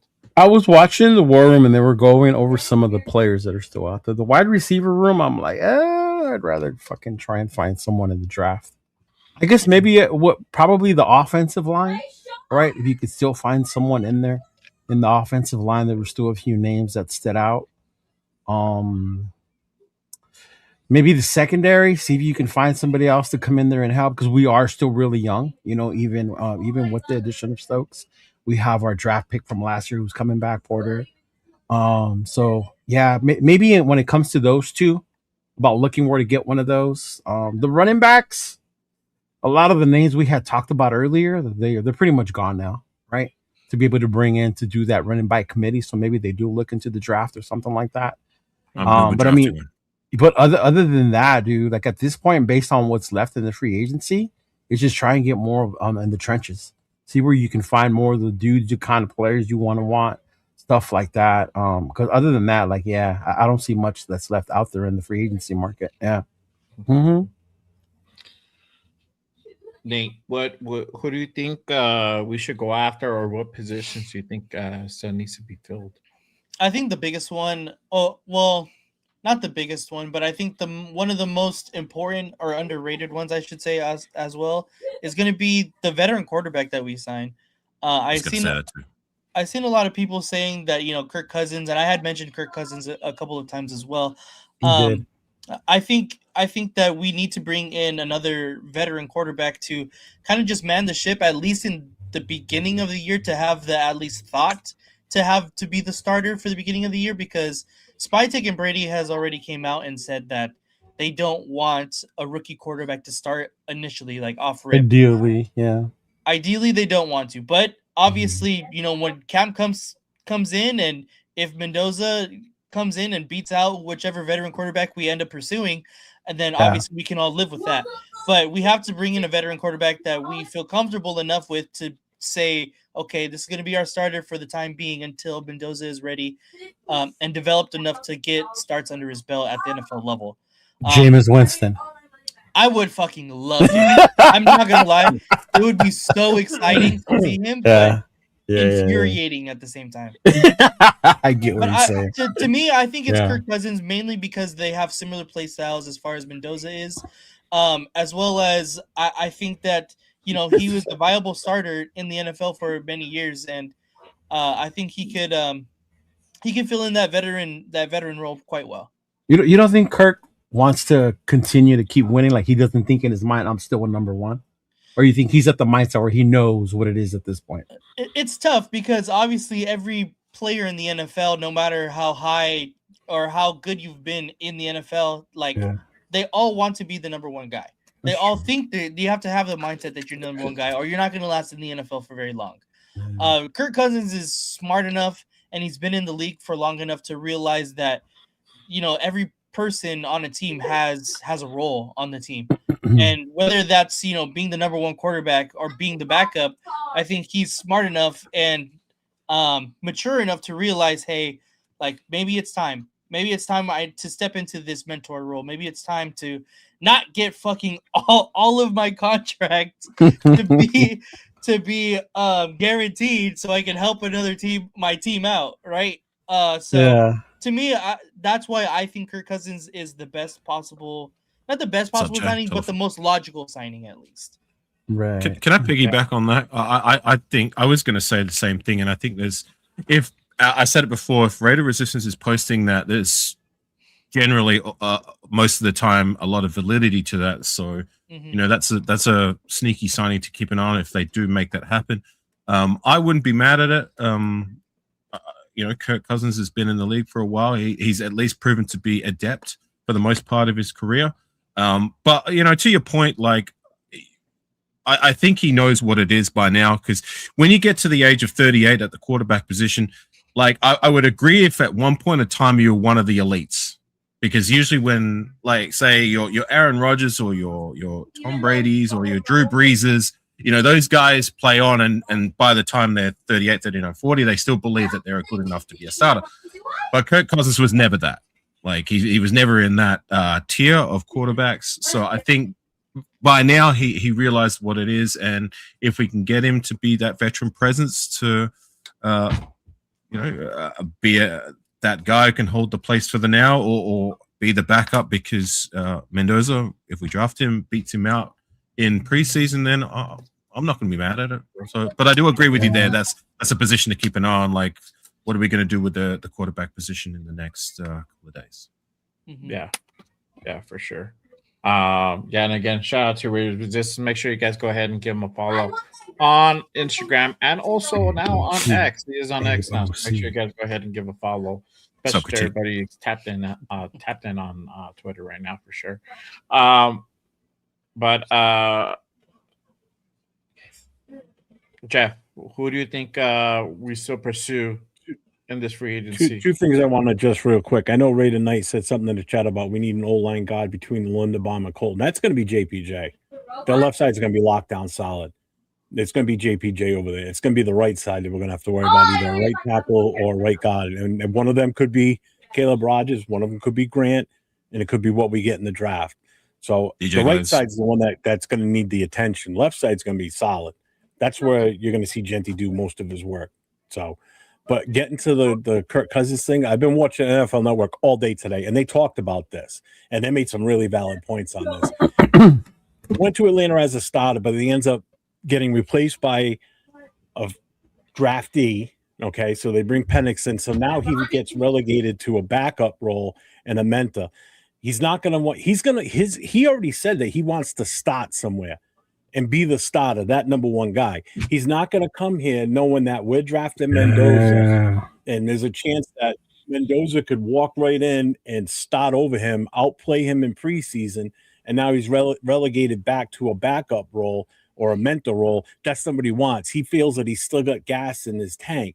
What he may end up doing is take the time and not jump to a team and wait and see what happens when preseason goes, season starts. If a quarterback goes down, guess who's going to be one of the first ones called? It's going to be him. Joe Flacco. And he can walk in somewhere and be a starter right away, no matter where it is. Okay, because he's talented enough. He's older, yes, but if they're looking for that gap guy that's going to be the starter, that's what he wants. He wants to play. He doesn't want to be a backup. So what they were saying made perfect sense. And they did cut him today, so he is out there. He is available. I don't see us making a move for him. I really don't. If we do and he does take it, I'll be completely surprised. And you want my honest opinion? If we're going to look at a veteran, I know people are going to fucking flip when I say this. Oh, God. Hold on. Okay. And this comes from watching them again today, too. That wouldn't be a bad option because he is still under contract with the Saints. If you throw a late round pick, so they release him from the contract, we bring him in as the mentor, not to purposely to be the starter. He may walk in That's here the for problem. that purpose at a lower amount. That would actually work. He would come in knowing that he's going to start maybe the first few games, but he's going to be that mentor, gets him back in the Raiders organization, which will make him happy, and he can finally retire as a Raider. Him happy? No, Or Raider fans happy? both. No, him, because he's What already about said DC? he loves the contract. I figure Why it's are you not like laughing? It's a DC. serious thing that could happen. Why does everybody think it's a joke? No. It's a legit thing that could happen. No. It makes more No. sense than Kirk Cousins. This is the problem. Kirk Cousins makes more sense in my opinion because if Kirk comes in with that thought, that's the same thought that the Raiders have. The Raiders don't want to start Fernando Mendoza. Make us not start Fernando Mendoza. We don't want to do that. Let's bring in a quarterback. What's going to happen. What if he comes in and shows out and they have no choice because fans are going to be screaming for it. You know they are. You don't think fans are going to be screaming for Carr? Yeah, exactly. No. You don't think But you fans know- are going to be screaming for Carr? But this is the thing. Whatever. Like, bring in a quarterback that has the ability to Don't win get mad, dude. win We're just football games I'm now. yeah. mad. You are. I mean, Whatever. it's a better option Whatever. than just going into the season with Alright. Mendoza and AOC 12 that everybody keeps saying. I- We got I- AOC, wasn't it? That I doesn't get make that. sense. But Can- you can I can't get in ignore there the for car enough featuring. Yeah, go ahead. No, I, Jeff, if that were to happen, I don't see it happening.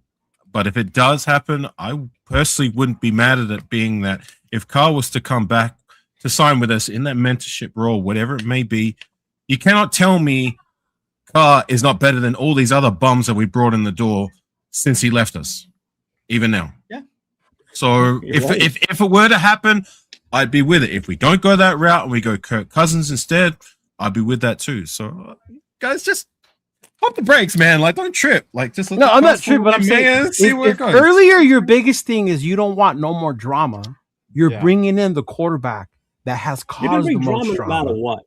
You're going to bring Right? a guy here that's going to, first of all, Cousins Like- is going to want more money because he still thinks he's number one money. That's the big thing. So he's not going to come in here cheap. You could get Carr in here cheap. You could get other guys in here cheap too. I'd rather Kyler Murray. There you I go. would too. I'm not going to lie. I would much rather have If he Kyler comes. Murray.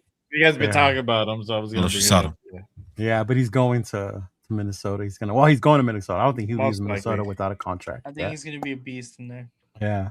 And why are we so focused on another quarterback developing our guy or mentoring him when we have coaches for that shit? To me, it's not that I You still don't need want. a veteran presence. I'm not saying you don't, but to say that, because he's gonna mentor him. He's gonna. Yeah. I thought that's what Brady was fucking here for. You know that's the. I know, but isn't You that know what that's everybody? not the truth. Stop it! Stop it! But wouldn't it be different with like on the field mentorship, like during the process Exactly. of the game? Someone who can, yes, you've got coaches for that, but also guys who are out there at the time who can see what the quarterback sees. I mean, yeah, again, it's probably the same thing a coach can do, but I kind of get it to a point. Yeah. Look, either way, I'm not going to be mad or trip about what veteran quarterback we bring in the door, but we do need to bring one in. And that's it for me. Yeah. I mean, Max said everything happens for a reason. If it's Carr, then we know the reason. Hey, remember that encryptic message that the Raiders put out? Was that Monday night? It's. That I'm was- telling you guys. It. What a crap. It was Monday. It was Monday. It was We Monday did night. black sales. They can't post anything until today, and At that's when they one. posted everything. That's what today. they did. Yeah. Yeah. Mhm. That's what it was about. And then they pulled out of the trade happened right after that too. That was just coincidental. No Yeah, one knew yeah, that yeah, was yeah, gonna yeah. happen. The trade 12 was hours last later, night. 8 hours later, 12 hours Yeah. later. That's when it Yeah, that happened. was Monday. No, they pulled out today. What? I mean, yesterday. They pulled out Yeah, that was yesterday. Yeah. The message that they put out was Monday night. the And then Raiders. yesterday was Yeah. Tuesday night, a day later. Yeah. It's not like they knew then.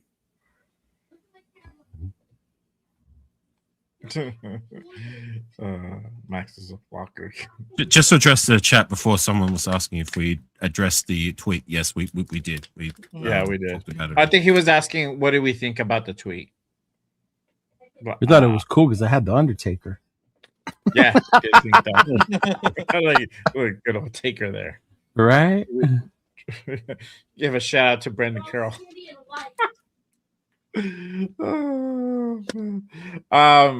AR, let me ask you, who do you think, what positions do you think we still need to fill? Anybody that you have an eye out on for in this free agency right now? My answer was going to be Nate's answer, but outside of that, like, I guess just looking at the roster, I mean, it'd be nice if we had a wide receiver that we could bring into the door that could possibly give competition to be that number one. I don't believe it's that. What's his name? The guy we brought in the door, Naylor. Naylor. You know, so maybe he might prove me wrong, or we might go the route of the draft. But look, I'm cool with the roster for the now. If we can get some more pieces, cool. I don't see us finding any more starters. I see us finding more depth guys, as it may be for the now. But yeah, look, whatever makes the roster better, I'm all for it. I'm with it. Yeah. Leo, did I ask you who do you think we should go after, or what position should be filled? Yeah. Mm-hmm. Okay. That's an offensive line. Yeah. Mm-hmm. Yeah. Honestly, I still think maybe picking up another linebacker wouldn't hurt. There's a couple of guys out there. Obviously, offensive line. I think the question. We love you too.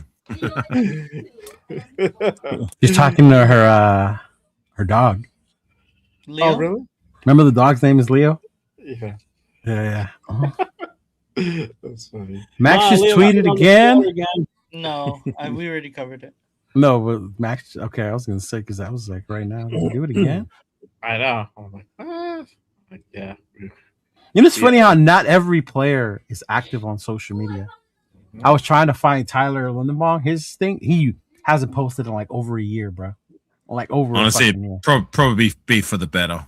Yeah, and I like that. I didn't find nothing on him. You know what? I like this guy. Yeah. Mm-hmm. Yeah. But yeah, there's a couple linebackers out there. Dreamlaw got released the other day. He's out there. He still got tendons left in his legs. That motherfucker gets hurt so much lately. Yeah. Kenneth Murray's out there. Logan Wilson's out there. We talked about wide receiver, guys that are out there. I mean, Juwan Jennings, Deebo Samuels. No. The free agents for wide receivers is not too big this time around.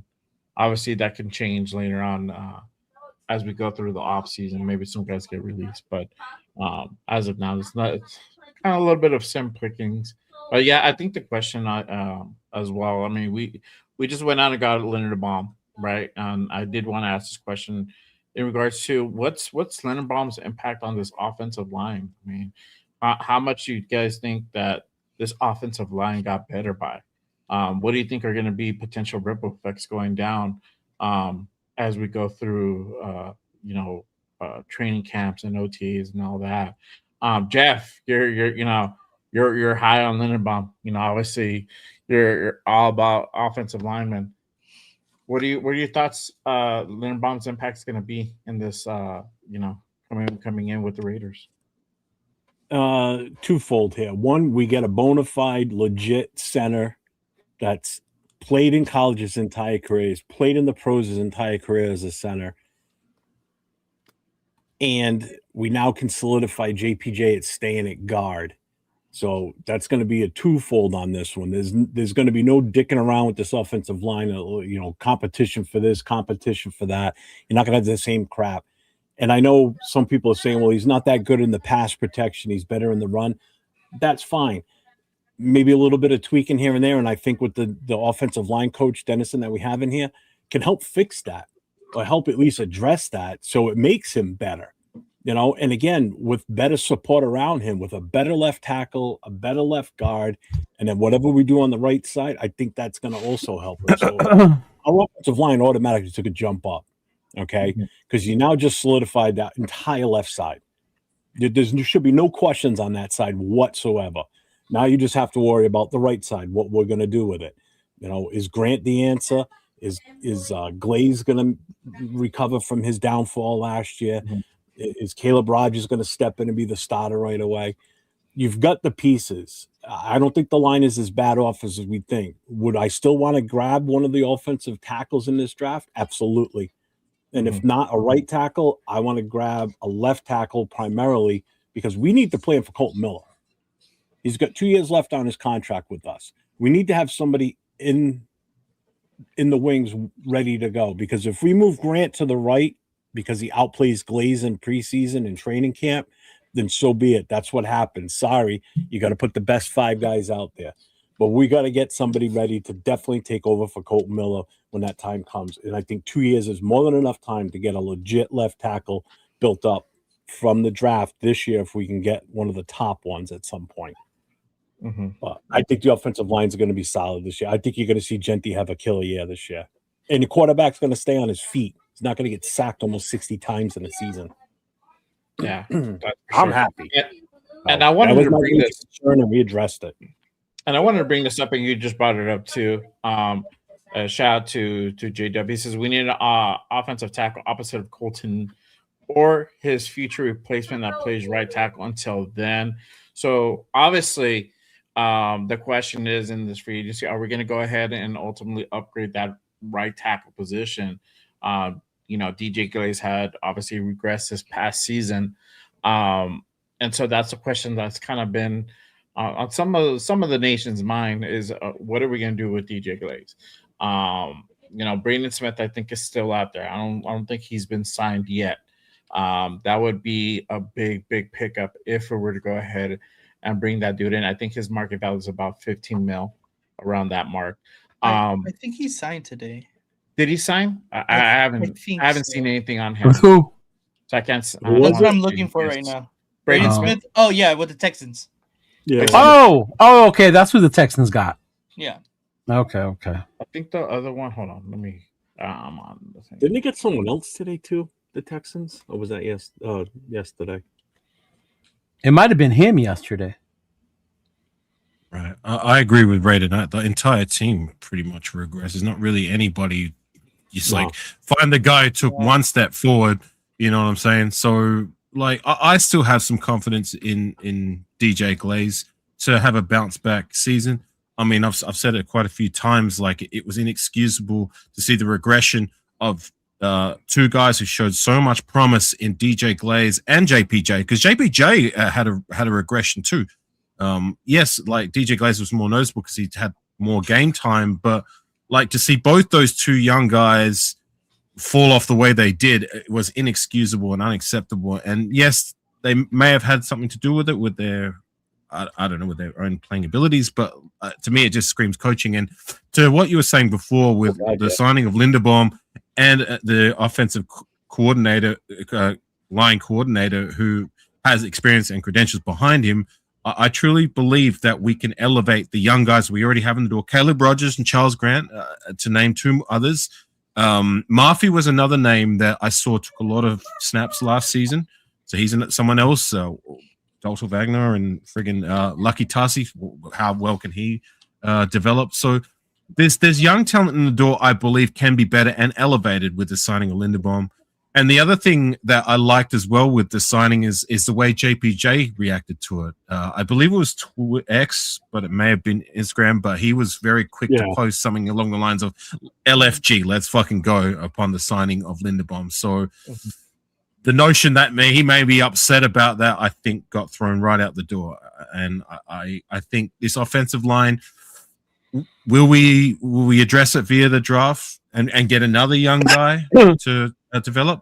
Time will tell, but there's young pieces already there that I believe can be elevated and progress better than what they did last season with the said moves that we made this offseason. I know I said this during the season too. With JPJ, with them moving him around, and they basically messed with his head. That was the big thing. Yeah. And I say let Glaze and Grant duke it out for right tackle, plain and simple. I think Caleb Rogers did a hell of enough of a job last year based on what I saw, where he should be given the first shot at the right guard. and just let Glaze and Grant duke it out for the right side, and then we go from there. Hopefully we get another guy in the draft. I That think wouldn't be a bad battle. Yeah, you're I think it'd not. be a great battle. It would be good. It's a 3rd round pick versus the 4th round pick. I think it would be great. Mm-hmm. I want some competition in training camp. You kidding me? I'd pay to see that shit. Hell yeah. You know me. I love DJ Glaze and Charles Grant duking it out for the right tackle position. Yep. Yeah. Well, if DJ Glaze cannot beat out Charles Grant in year 3 for the right tackle position, then he doesn't deserve it. As much as Grant is a little bit bigger too. Right. Yeah. Not much, but he is. Yeah. Leo, what are your thoughts on Linderbaum and his potential impact on this offensive line? It was awesome, bro. Like, we got the center. We need the center. In a Kubiak system, the center is probably one of the most important parts. And it's funny that people complain about his pass blocking. Like, we're not just bringing in people to please Mendoza. Like, we also drafted a number 6 running back last year. So it's not just for Mendoza. Like, this guy's going to be here to solidify, hopefully, that interior. And then we got the coach. We've got an offensive line coach, a real good experienced one. So let him do his thing. Kobe Dean, I'd say. Obviously, I want to see more than just one addition. So far we've only added Linderbaum. We kind of did that approach last year. Oh, we'll go with the guys we have, and then we didn't add much. Like, if there's still talent out there, bring them in. If there's a player available in the draft that falls somewhere you like go out there and get him. You're right. Like, don't be afraid to take those chances on other offensive linemen because you think you have the guy. And I think that's what pissed me off about last year, how they said that, oh, we're good with the guys we have. Yeah. And all we did last year was complain about them, right? And then now we're only saying it's only because of the coach. Coach is coach, but players still got to go on the field and, put in the work. So I also think adding other people would be a lot better as well, to seeing who's out there. Obviously, I love the competition that we're going to have, though. It's going to be the competition. I want to see Glaze get another shot at the guard position. I always thought he would be better. It's going to be legit competition. A lot of it was hard. Huh? Not half. It's going to be legit competition, not bullshit competition like last year. Yeah. That's what I'm saying with Dennison here. It's going to be a legit one. Yep. It's a whole nother ballpark because you have an experienced offensive line coach doing his thing. Yeah. Mm-hmm. Yeah. That's good. What about you, Nate? What do you think Linderbaum's impact is going to be on this offensive line? I'm really excited to see him in this offensive line. I think Leo hit it right on the nose that the center position, especially in the Kubiak scheme, is very important. I think that we do need to add another player at the very least, whether that be in the draft or in free agency. I think it's looking more as of right now towards the draft. Obviously, we're a little constrained with the cap once we got Maxx Crosby back. And we need to figure out some restructuring with him. But I think the best available in the draft would be nice. I'm really looking at the tackle position to add. I think that would probably be the most beneficial for us. Yeah. Like Jeff was saying, I think we also need to start looking towards the future as far as, possibly trying to develop somebody behind Colton Miller, because the clock is starting to tick on that one as well. So I like the young guys that we drafted last year. I think they showed some promise late in the season last year. So I'm not going to be completely out on them yet either. And I think with us bringing in Dennison, I think it's going to only help their development as well. So hopefully we find some steals with those two guys, Rogers and damn, I can't remember the other Grant. Grant. Grant. So I think that hopefully their development could be extremely beneficial with Dennison, and I hope those could be the guys. I really hope so. I hope we already have the two guys on our roster, but of course I still think we need to add another piece at the very least. What do you guys think about this comment? It says no shotgun. Well, if you look at the Seattle Seahawks offense last year, they didn't run a lot of shotgun. It was very rare that they did. It was a lot of under center, and I think it's going to be kind of hard for Mendoza. Mendoza primarily ran out of shotgun. I can't recall any play specifically. he ran under center. I don't think he did at all. So it is. I know it looks like it's not that big of a deal, but it kind of is, especially for a quarterback that didn't run one play under center last season. I think that it's going to be a little bit of a learning curve, which is why it's also important that we bring in that veteran quarterback to really show him exactly, how to run things.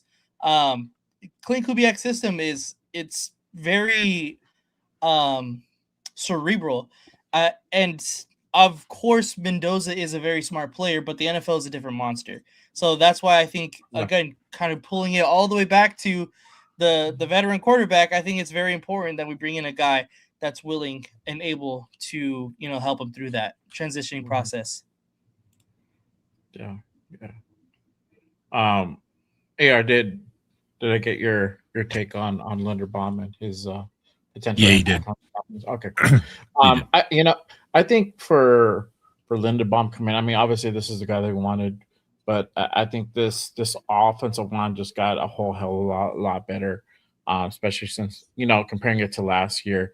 But, now you're bringing in an experienced center, guy who's been doing it for, going on his 5th year in the league. I think 2 or 3 years prior in college. So he's been doing it for about 7 years now. Far more experienced than JPJ at center. And we've had discussions in regards to, the differences in between JPJ and somebody experienced like Tyler Linderbaum. But not only that, you're also getting that leadership. A guy who really knows what he's doing, who's dialed in on that position itself. Reps matter. The thing is that we didn't see JPJ at center last year. And that's a big thing. Having 1 year off at center is huge. So I'm glad we bought Tyler Linderbaum. I mean, I think JPJ is going to benefit from this. Whoever's going to be the other guy at guard, where it's going to be Caleb Rogers, it's going to be DJ Glaze. However they're going to go ahead and go about that is yet to be seen. But like Jeff said, that left side is going to be wicked. It's going to be like a wall. You're going to see lanes open up for Genty. So that left side is going to be strong. Hopefully we can go ahead and get some of the things corrected on the right side, that we can go ahead and kind of even that out, and we can just be a really, really solid line all the way around for sure. But, to kind of bring up what you guys kind of brought up in regards to like Colton Miller and finding his replacement down the line. I did a mock the other day, back when we had the 14th pick, but I drafted a guy, Markel Bell. He's a left tackle out of Miami, and that's when you're drafting. That's something you want to keep in mind, because we know that Colton Miller is going to be here at least for the next 2 years.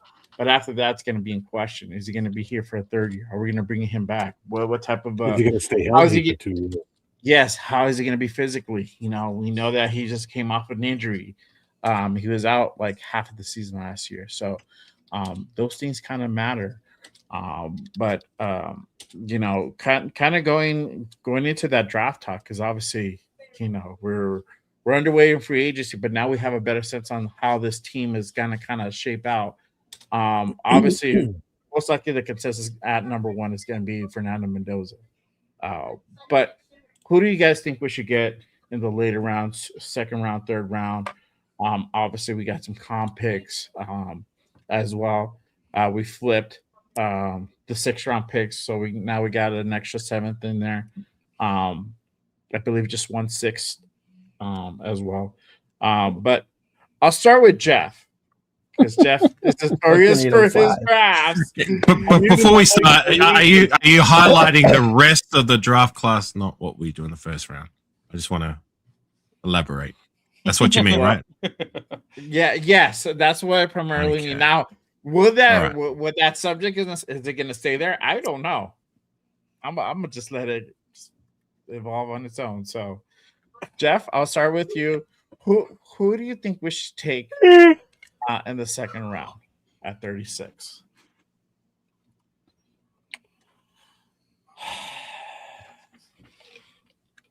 He's running a mock draft as we speak. No, I'm running in my head now. I have his 28 pick mock. Derek Carr. God.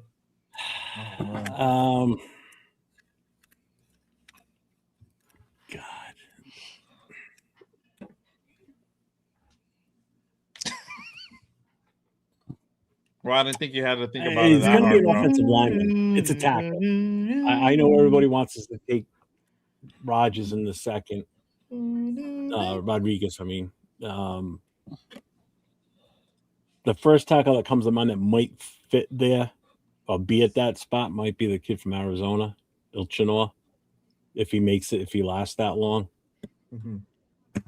But I would go with the best offensive tackle available at that point, or go with the top defensive tackle.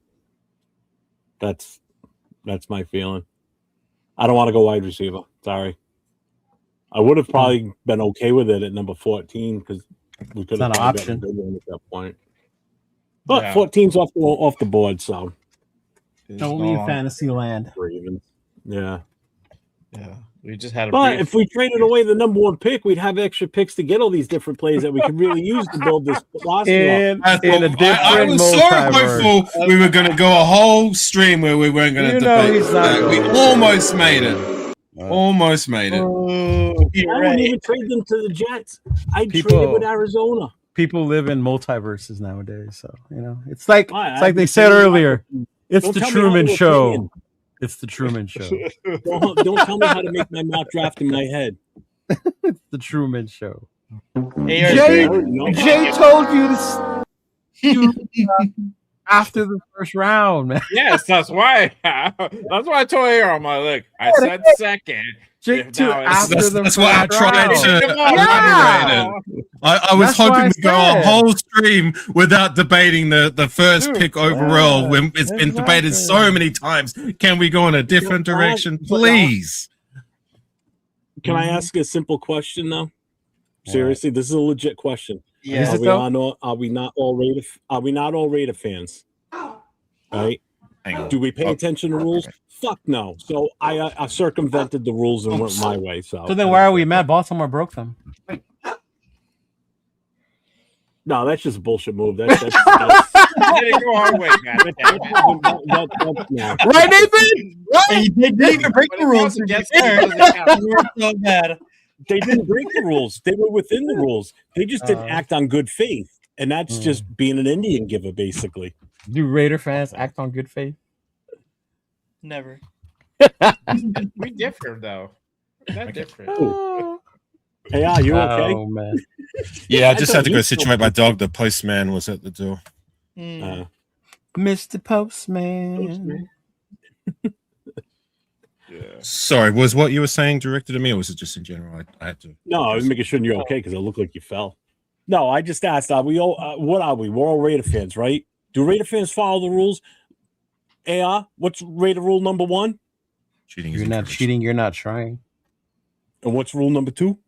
See, rule number 1. Thank you. I state my case. To that though, like it was very surprising to me when I was in the States. I'd say 80% of the people I asked that question didn't know the answer. I found that quite shocking, to be honest. I didn't. I'm not surprised. I didn't. Yeah. I'm not surprised. Anyways. Next. No. Who is it, Leo? Either one. I'll go with Leo. So, who do you think we should get? Who do you think we should get, like in the second? And I think Spike Tech already said it. When you start peaking at need, you reach for players and you draft them sooner than they should be. So if Spike Tech is going to stick to his guns the way he's saying, he's going to look at that board and whoever is best player available at 36, that's what he's going to go with. Mm-hmm. So if it's a defensive lineman, if it's an offensive lineman, whatever. But I'm hoping that's the mentality he's taking and he's being for real about it. Instead of going up to reach like, oh, we need an offensive lineman. Oh, well, this guy's here. We need a linebacker, right? I've been saying I love Jacob Rodriguez, but I think at 36 he's a reach, right? Things like that. Even wide receivers, whoever's going to be left. In Spike Tech, we trust. So if he takes best player available, I'm going to be cool with that. Yeah. But I would I would really like a defensive tackle though, because I think we really need a big dude. We need a big fucking dude in the middle of that defense to plug up the middle. And if we can find one early in the draft, I think that would be ideal. But then again, I won't be mad if there's better players on the board. Yeah, I don't want to see a Jack Besh like I did last year. I'm going to be upset because he was not the best player on the board at that time. Yeah. We He traded really needs to back. step his game up. him and Thornton really need to step up and make some progressive Oh, stuff. Thornton was, yeah. Oh, I think Thornton needs a lot both of of them. I think both of them. yeah. Thornton needs more work. Mhm. Thornton needs more work, but Yeah. What? What'd you say? Thornton needs more work. Thornton needs more work. It's because I went away. Right.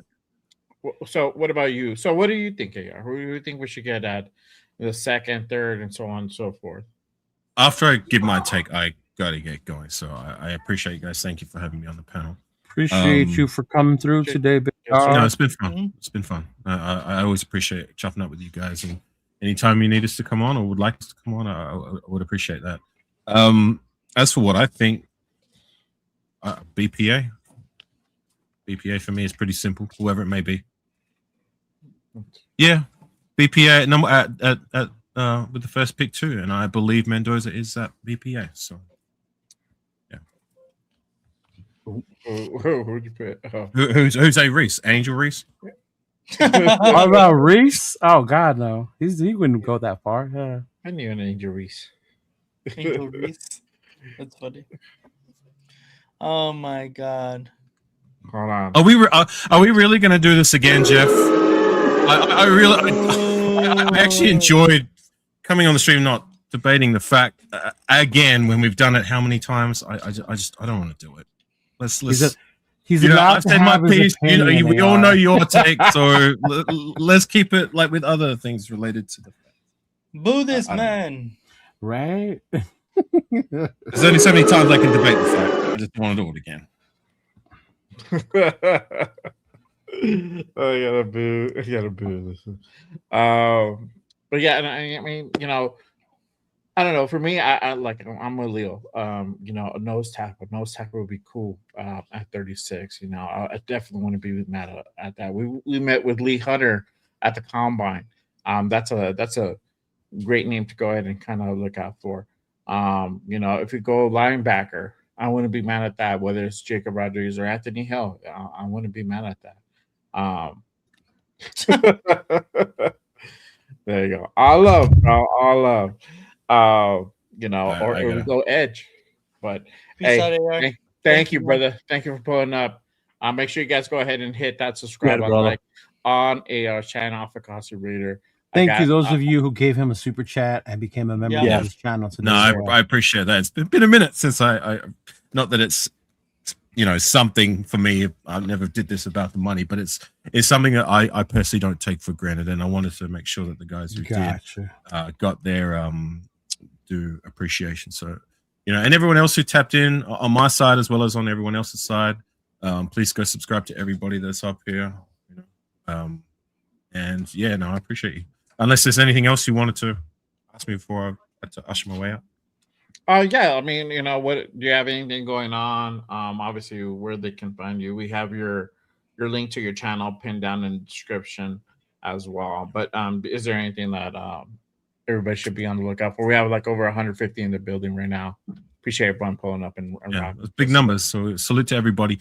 So my channel is AFAKASI Afakasi Raider. That's where you can find me. I will be trying to do a live over the weekend with my guy Aunt Six as well as my guy Raider Solo, who's going to come back with us.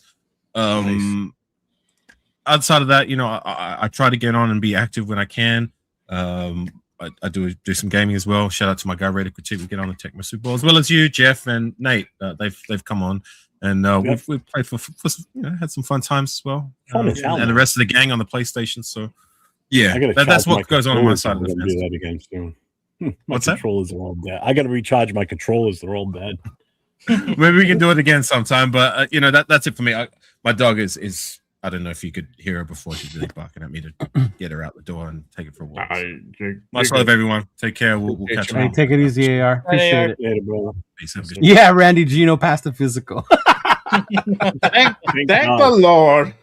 Hey, Ah, Lord, oh my God! Hey, I think that's the one that we also been like kind of sweating on. Oh my God!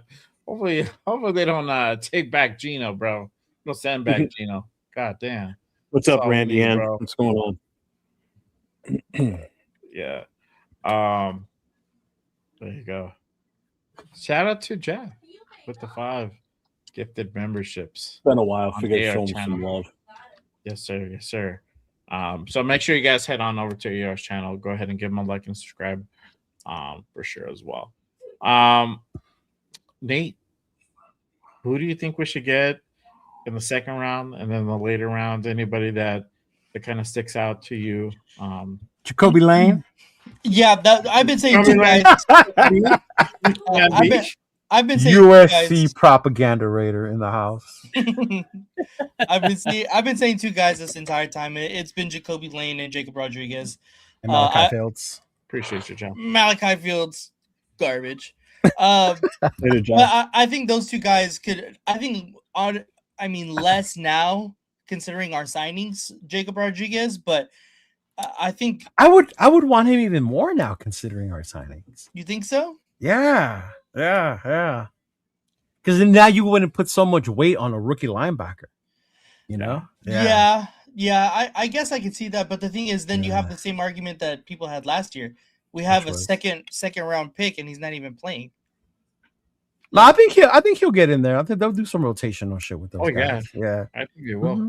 Yeah. Over Quay and Nakobe. You can move them a little bit. Remember, it's 4 linebackers now. You can move on one of the insides on the other end. Yeah. Yeah, a little bit, but I'm saying like yeah. The same argument would still show I think is the problem. And I do think that we go offense. I think realistically we do go best offensive lineman available. But my hope would be of course, Jacoby Lane or Jacob Rodriguez. You guys are colluding together. You said best offensive lineman. You guys texted each other before this fucking show started. No, I just think that if we're I think now more as well because of the Maxx Crosby contract and we don't know what the restructure is going to look like. I think that we're going to be it's going to be a little bit harder to sign a free agent offensive tackle or offensive guard, whatever they value more at this point. And so that we get that we obviously have the number 1 overall pick, which is going to be Mendoza, and our number 1 priority is going to keep him up. And so I think that's going to be the best offensive lineman at the second spot, the second round spot. But of course, for selfish reasons, I would want it to be Jacoby Lane. I think that he's the first round talent and you can get in the second round. Yeah. That high?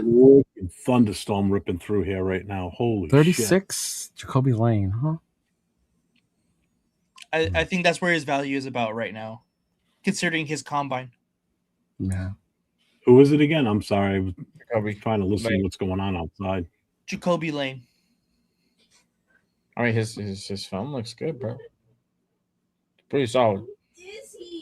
Yeah. Pretty solid. Yeah, how crazy would it be if people would take that Kyle Lemon shit seriously and he falls because of his demeanor? I would fucking love it. I would tell you that. It would be like when Randy Moss fell, remember? Because of his attitude problem. So stupid.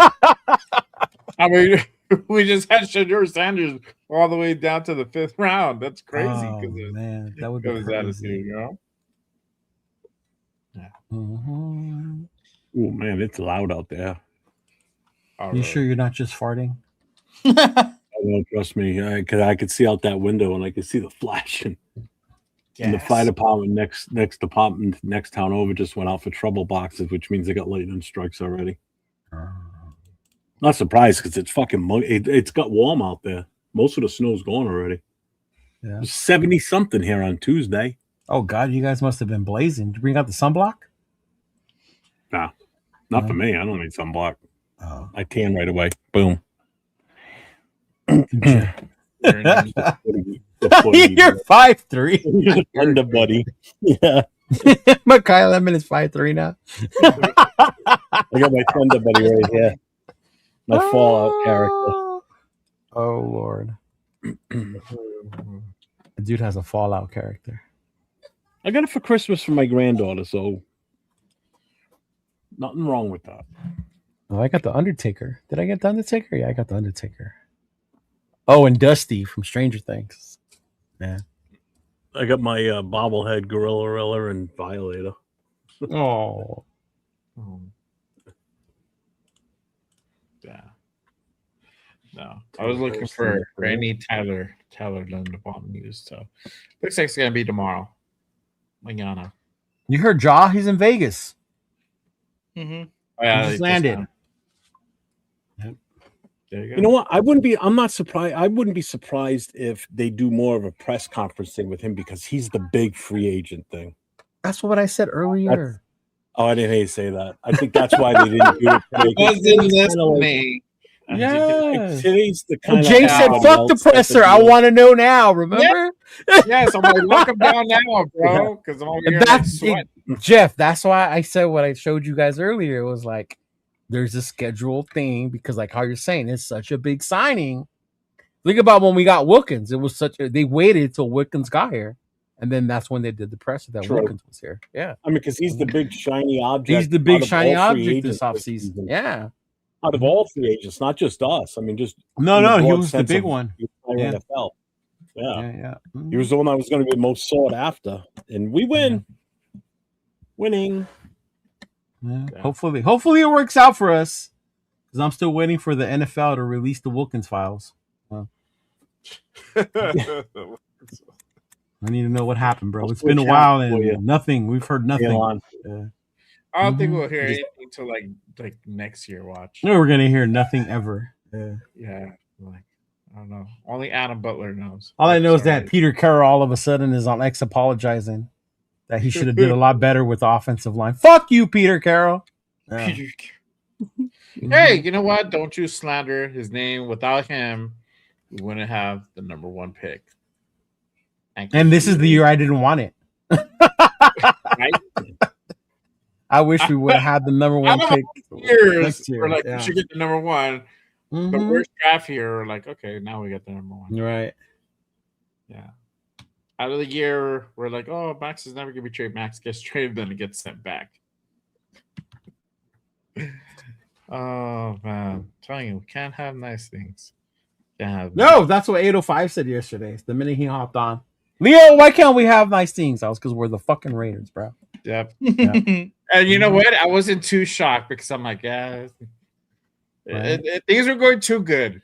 I'm like, oh, Raider Pete Concepcion would be fucking nice, man. Jesus Christ, I would love Concepcion. Yeah. See, having that 14. Nice. Midget George football could be one of the wildest things one could witness. Hey, bro, if we sign Kyler Murray and we have Ashton Genty and then we have Mekhi Lemon, bruh, midget dwarf football. Come on now, Nathan. Little people running down the fucking sideline, bro. That's it. It'll be like that old video game. Remember the kids with the little big heads, the backyard football? Oh, backyard football, yeah. Yeah, hey, that shit was fun as fuck, though. Did you see Foster Moreau went to the Texans? Yeah. No, did he really? You know what? I'm glad he's still playing. I remember when that whole thing went down when they found that in his blood. Remember from the physical? Yeah. Yeah. I like Foster Moreau. I did like Foster Moreau. I did too. Yeah, he was good. I always liked him. Yeah. That's a good weapon for CJ over there. Yeah. Getting sorry? No, dude, the draft is... Jeff, do you remember what the draft used to be 10 years ago? So as far as even entertainment wise, I mean, it was always on TV, but it wasn't like it is now. Yeah. Even more. It was more than 10 years ago before they switched to this current kind of format. Oh God, it's a far cry from what it used to be when it used to be in New York City all the time. Mm-hmm. Yeah. You know, they were in the Radio City Music Radio Hall. City Music Hall. You would hear when there. Because I had a few of my friends that used to go in there, and what they would do is ESPN was the sponsor for it, so they would give you all kinds of shit for free when you walked in the door, and one of them would be a transistor radio. You'd put the earpiece in because you would listen to the live broadcast of Chris Berman and all the guys, because other than that, it's so loud in there, you can't hear shit. And you'd be able to listen to them live as they're talking, so you'd be looking right at them, and you're listening to everything they're saying. Yeah. You know, but yeah, it wasn't as commercialized as it is now. No. Like first round was It's so fucking first and long sixth too. Oh my round god, was the first just round great. lasts forever now. Jesus Christ. Yeah. Well, they milk it. Yeah, when we were standing there, we picked what, 13 that year we went to Detroit? Jesus Christ, it seemed like we were standing there forever just to get to 13. Yeah. Mm-hmm. Yeah. And that's the other thing. I was excited with the number 14. I figured because I Right. talking to 805. I said, this is going to be fun for us because now we're going to be able to stay for the first round for the rest of our pick. It's not like the first pick comes in and move back away from the stage a little bit or move further out of the crowd. Right. If we were going to pick 14, I'd want to stay up as close as I could at that point. Now, first pick, once that pick's over, I'll move further back out of the crowd, away from the crowd a little bit more. But, yeah, I know. But, well, blame the pigeons for ruining your draft. The I hate the pigeons. Ravens. The now. pigeons. I didn't like them before here, and I hate them even more now. Shout out to our guy Avocasi. He's put the $5 super for Jeff. He says, "Thanks, man. I saw what you did. Didn't have to." You're brother. welcome, my guy. I appreciate you for coming on, my guy. Salute to you on the $5 super. All right. But yeah, we'll see what. Real quick, I've been looking for this and I finally found it. Did you see what Pete Carroll had to say about Geno Smith? No, I didn't see. I just saw what he said about the O-line. What he said about You Geno. have it up. You can put it up. So, former NFL coach Pete Carroll says who developed a close relationship with Geno during their 6 seasons together was a bit amused when he heard his former quarterback had been traded to the Jets. He goes, "I had to chuckle a little bit because of the history and all." He told ESPN Wednesday in his first interview since being fired by the Raiders. He says we should have coached him better. Was one of the things. That's what he said about the O-line too. We should have coached them better. He goes, "I love talking about G." That's what he calls Geno. He goes, "I think I see him differently than a lot of other people see him. I love him and appreciate him differently. He's a phenomenal quarterback. He really is," Carroll said. "He had a fantastic offseason and preseason with us, and he comes out in the first game, has a great first game. It was all fitting. It was exactly the right time for us, and then we just faltered. We didn't do well enough coaching." No shit, Pete. He goes, "We should have had him better prepared for things that happened, and that wouldn't have happened," he said. He goes, "I take a lot of responsibility in that. We didn't prepare him well enough in the offseason, even though he looked great and we felt we had everything lined up. It was very, very disappointing for us both." He goes on and on talking about this. I mean, there's a bunch of quotes in here from him. Yeah, fuck him. I know. Stop it. Get some help. Yes. 100%. 100%. I think the game has just passed him by. Okay. Dear old Pete, we wish you well. No, we don't. I don't wish you nothing well. Oh, yeah. He gets to enjoy his golden years with a lot of Fuck money. him. Bro. Fuck him and his golden bag years. and shit. Fuck him and his golden years. Yeah. Got the number 1 pick, so I'm not hating on Yeah. it too much. But yeah, crazy. Let's see what else happens. In this now You muted me. open. Am I muted? Nope. No, you muted me. I didn't mute you. I did not Yeah, mute you did. No, I did. Oh, did you guys hear me even say what I was saying? Yeah. Yeah. All right. Tripping. We chose to ignore you. Yeah, it's different. That's fine. No, bro, you're getting all mad earlier. I like it when you're sus. Oh, yeah, I'm sure it will be 8:05. Yeah. I'm looking forward to it. I'm excited. I can't wait to get out there. Oh, Of yeah. entertainment. Yeah, it's not based on who you guys are picking. 805. It's going to be entertainment based on what activities you're partaking in. Remember, I'm gonna be boring. Wife and I don't drink, but that's fine. I don't care. It'll still be fun. Oh, I'll laugh my ass off with all the other drunkers. That's the fun part. Well, we finally broke down and decided we were actually going to rent a car to drive out there. I don't want to take ours out there. It's a long ass ride. Plus, if it breaks down and it's a rental, hey, broke down. Okay, come bring me a new one. Hop in the new one and keep going. getting late for Jeff. He's cranky. I'm not cranky. This is early for me. I'm up until 3. She is up till 3 because I'm like, He God damn, is. bro, why are you so up? It's like 1 o'clock for me, and I'm trying to put this kid to sleep. He's still crunching the numbers for our salary cap and how he's going to get people to restructure. The little monkeys at work. Like a real at work.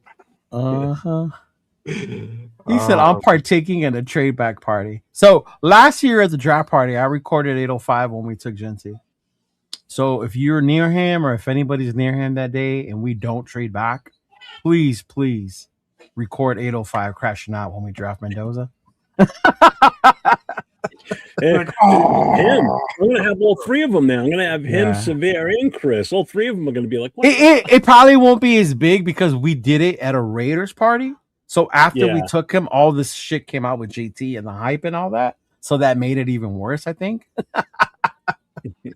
Because then instantly his picture went on the building on the side of the Palms. Like, boom, right there. Like, yeah, all big. Yeah.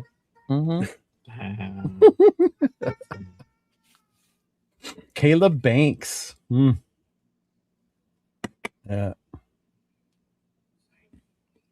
Let them know what you guys have going on. Anything that everybody should be looking out for. We have over 100 in the building.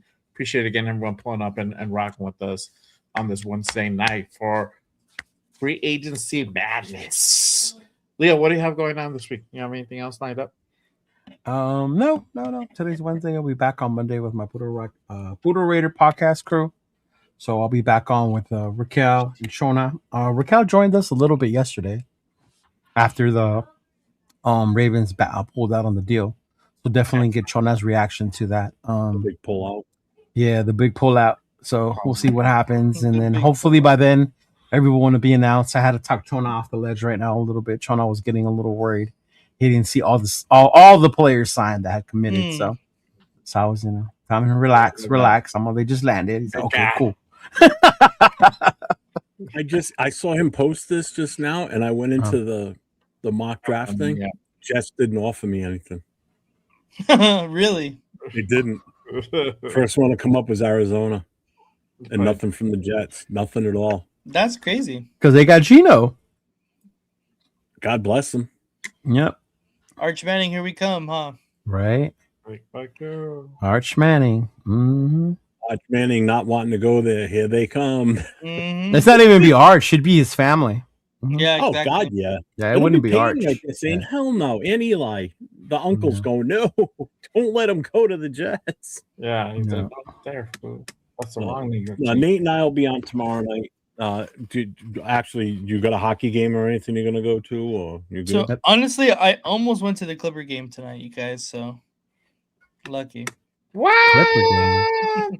Yeah, they're. Oh, that's right. You're an Angel fan, so you're just like all over. They're free tickets, so Jesus, I've never been. got I've bad never been taste to in the. baseball and basketball. I'm not a Clipper fan.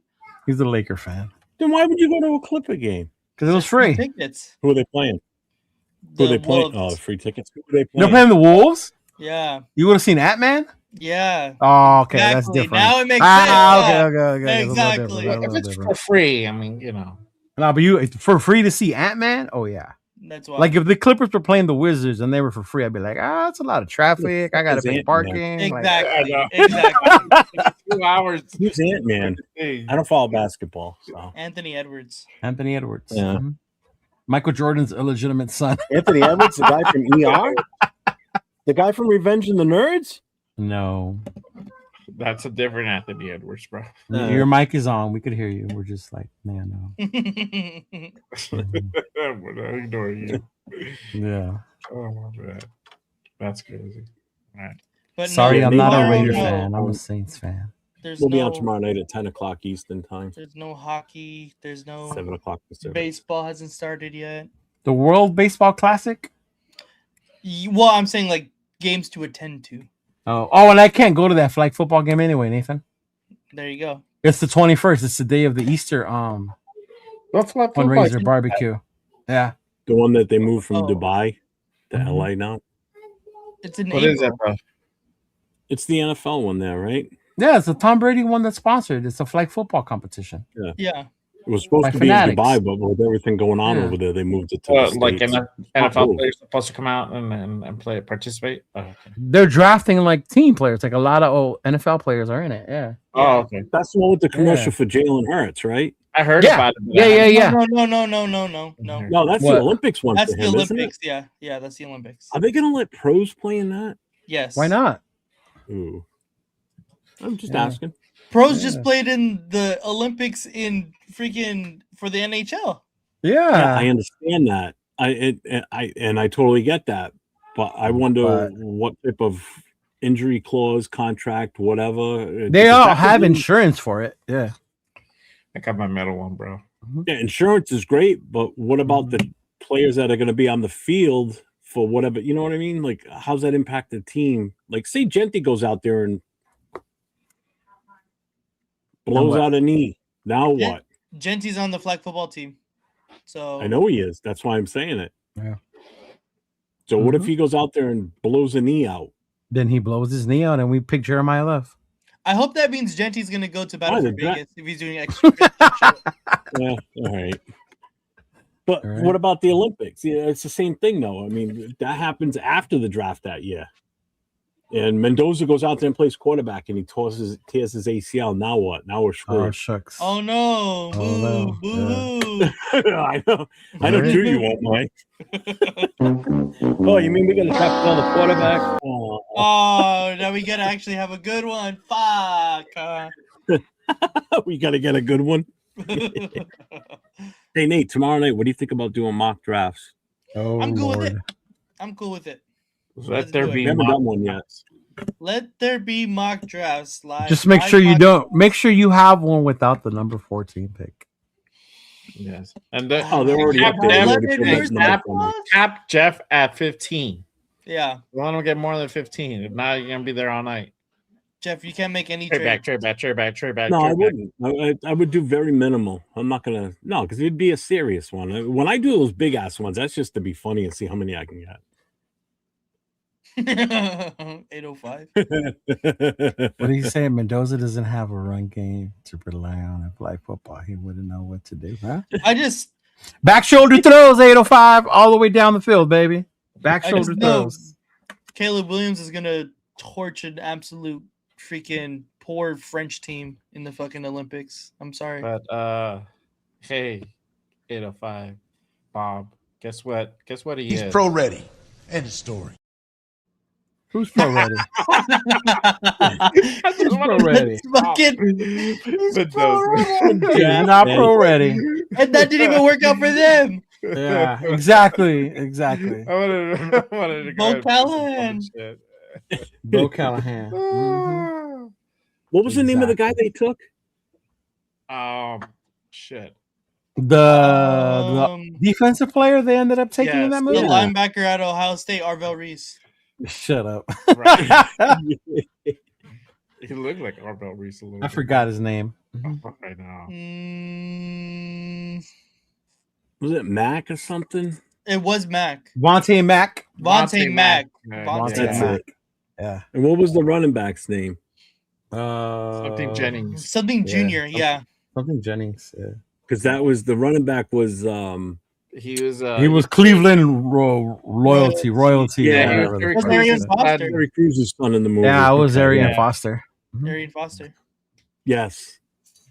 Hey, I would Such take a damn Arian good movie. Foster I in gotta a watch that a few heartbeat. times leading up It's to the not draft. now, that too. great.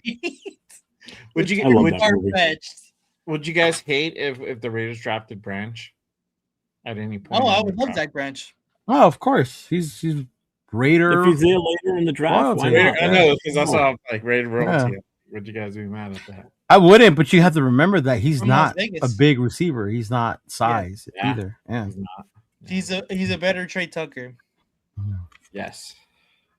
Just imagine we grab him and he ends up out playing Tucker, and Tucker gets cut in training camp. Well, then you gotta start crunching the numbers, bro. Get Tucker out of there. Going, baby. I'm Right. get the little monkey. Go get in your little cave with your cat nerds and be like, all right, y'all. Look, this is what we can do. Yeah. You should. We should make a clip and go back to when 805 says he's not pro ready. Because there was one live he did when they were talking about quarterbacks being pro ready, and he was like, That guy's not pro ready. "Yeah, he's not pro ready. The only one that's pro ready around here is Simpson." I did it for you to piss you off. Oh my god. Caleb Williams would be the perfect flag football quarterback, and I completely agree. Yeah. Oh god, yeah. But I think it's gonna be Jalen Hurts though. You think so? Isn't Tom Brady playing too, or is he coaching? No, that's completely different. I'm saying That's a different one. saying the Olympics and Olympics. Fanatics is different. Oh, Yeah, the The Olympics. Fanatics tournament's the one that's coming up. Mm-hmm. that's the one that's being moved from Dubai to LA. Yes. Right. Uh-huh. Okay. Yeah. Yeah, he's playing in that one though, correct? Tom Brady Brady and yes. Gronk. Yeah. Mhm. That was why I wanted to go so I can see Tom Brady. Yeah. Mhm. I see Tom Brady. It's okay. Yeah. It's not that special. My mom has I like know. 30 pictures of him. It's okay. I know you created Oh. his website. I saw. Big fanboy. They served. I can't be within 150 feet of Tom Brady because I might threaten to punch him in the face. Oh my gosh. Don't you go I get still yourself would have telling you if like he walked in. Henderson I don't and, think I can like, handle it. Allegiant before you even get there. They were like, sir, have your Oh, do that, please, 805. Do that, please, bro. Please. Have it- So I can have make his plenty more picture, lives like, just for that purpose. Oh my god. Mhm. what do you Yeah. say? Oh, man. Yes. He's Do not it. pro ready. God damn it. Nah. Here's the thing. You know, I asked him if he realized that last week. I must have said that about 7 or 8 times throughout the show, trying to just throw it out there when he was on with Nate and I last week. I kept saying, here's the thing. But he he didn't does. catch it. Yeah. Mhm. Oh, man. That's our guy, James, with the What's up, James? Raiders. You already know. Yes, I guess, sir. I cannot see Jeff tackling Brady. He wouldn't catch up to him. No. Oh, God, no, I would never catch Best him. shot is like trying to trip him as he was like walking by or something. I'd have to corner him somehow. Yeah. Use your back scratcher, bro. You're like, where are you going? Where are you going? You're not going anywhere.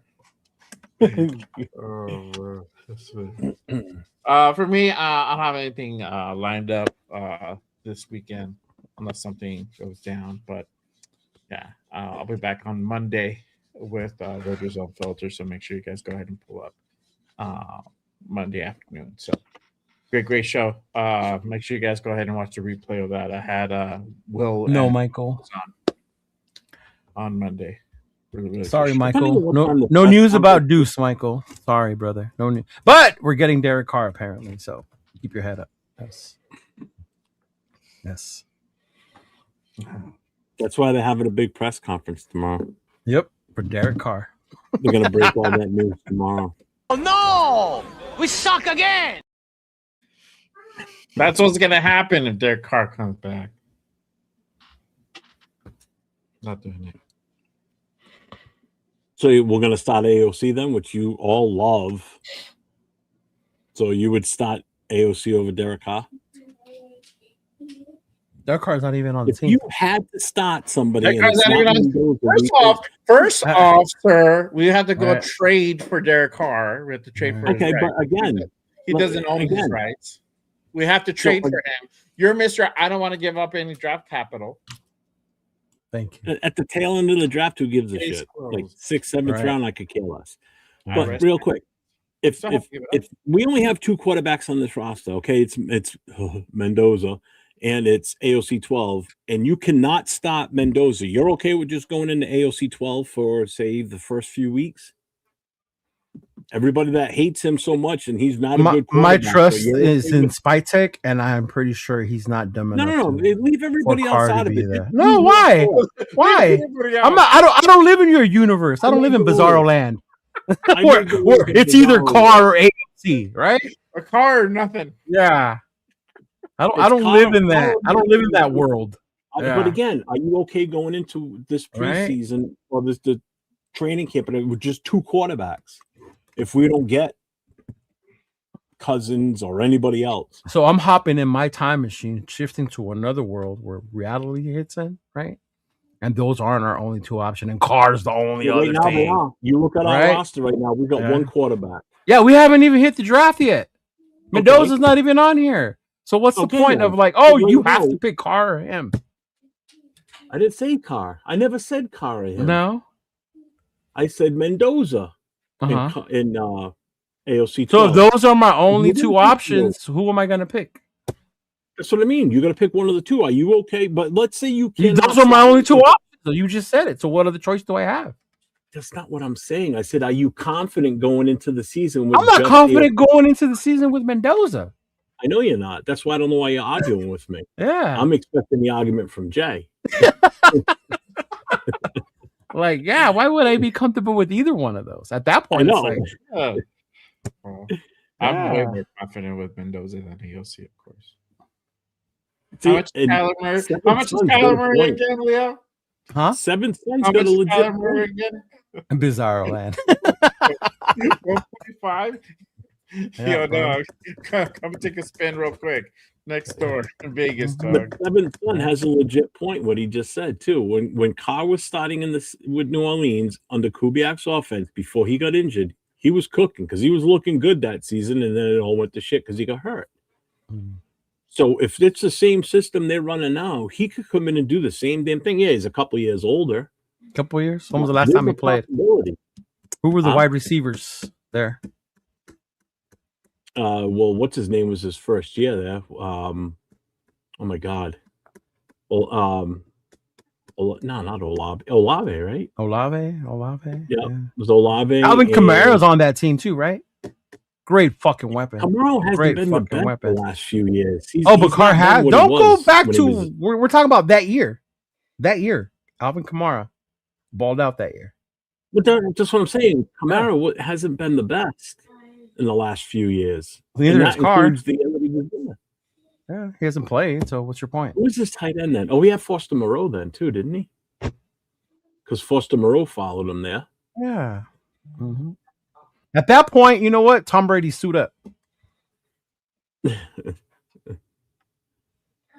Tom Brady suit up. Let's go. Yeah. Money Chuck. Jay, why would Jay do that to Brady? I don't know, bro. Like, it's me that wants to hit Brady, not Jay. Wrong guy. Yeah, it's me. Like that guy.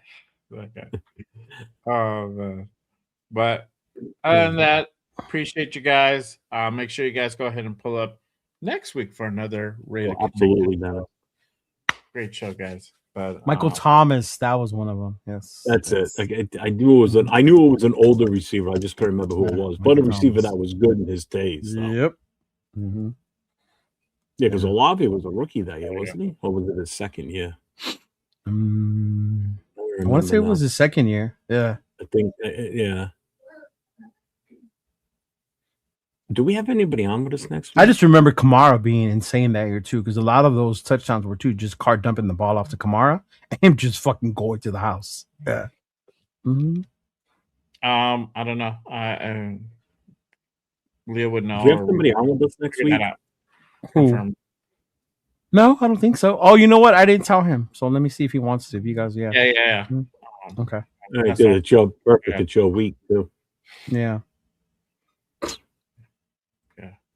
Okay. But either way, we'll have a fire show. So make sure you guys go ahead and pull up again. Appreciate everyone who tapped in with us today. Thank you for all the memberships, everybody who gifted memberships. Make sure you guys hit that like, hit that subscribe on all the channels you see here. Also on AR's channel, we have his link to his channel pinned down in the description. So make sure you guys head on over, give him a subscribe for sure. But that is it for us today. We are now just waiting for Linderbaum to be official. And most likely that will happen mañana. Shit, I forgot I had 2 polls going. Oh, what were your polls? Trade or keep Maxx. On one of them, it was 83% to keep, 17 to trade. And on the other one was 73% to keep, 27 to trade. So it was 51 votes on one and 36 on the other. And favorite to keep him. Yeah. Majority wins to keep them. Like I said, if that's what happens, that's what happens. Yeah. Oh, he said Jay because Jay could catch Tom Brady. Oh, yeah, I could. I don't think so. I got that. Like, I don't think so. No. It is, bro. 5 yards. That's it. No. I think out of all of us, Nate might have the best shot out of the four. And even then, we might be pushing it, right, Nate? If we go the five of us that were on screen, then my money's on Afakasi. Yeah. Yeah. No, Tom Brady's still in good shape, man. He could still move and play. Yeah. This isn't bad. No, polls, not bowls. I know. That was me. Hey, real quick though, shout out to the moderators tonight too, because we had a shit ton of people in these channels tonight. Holy crap!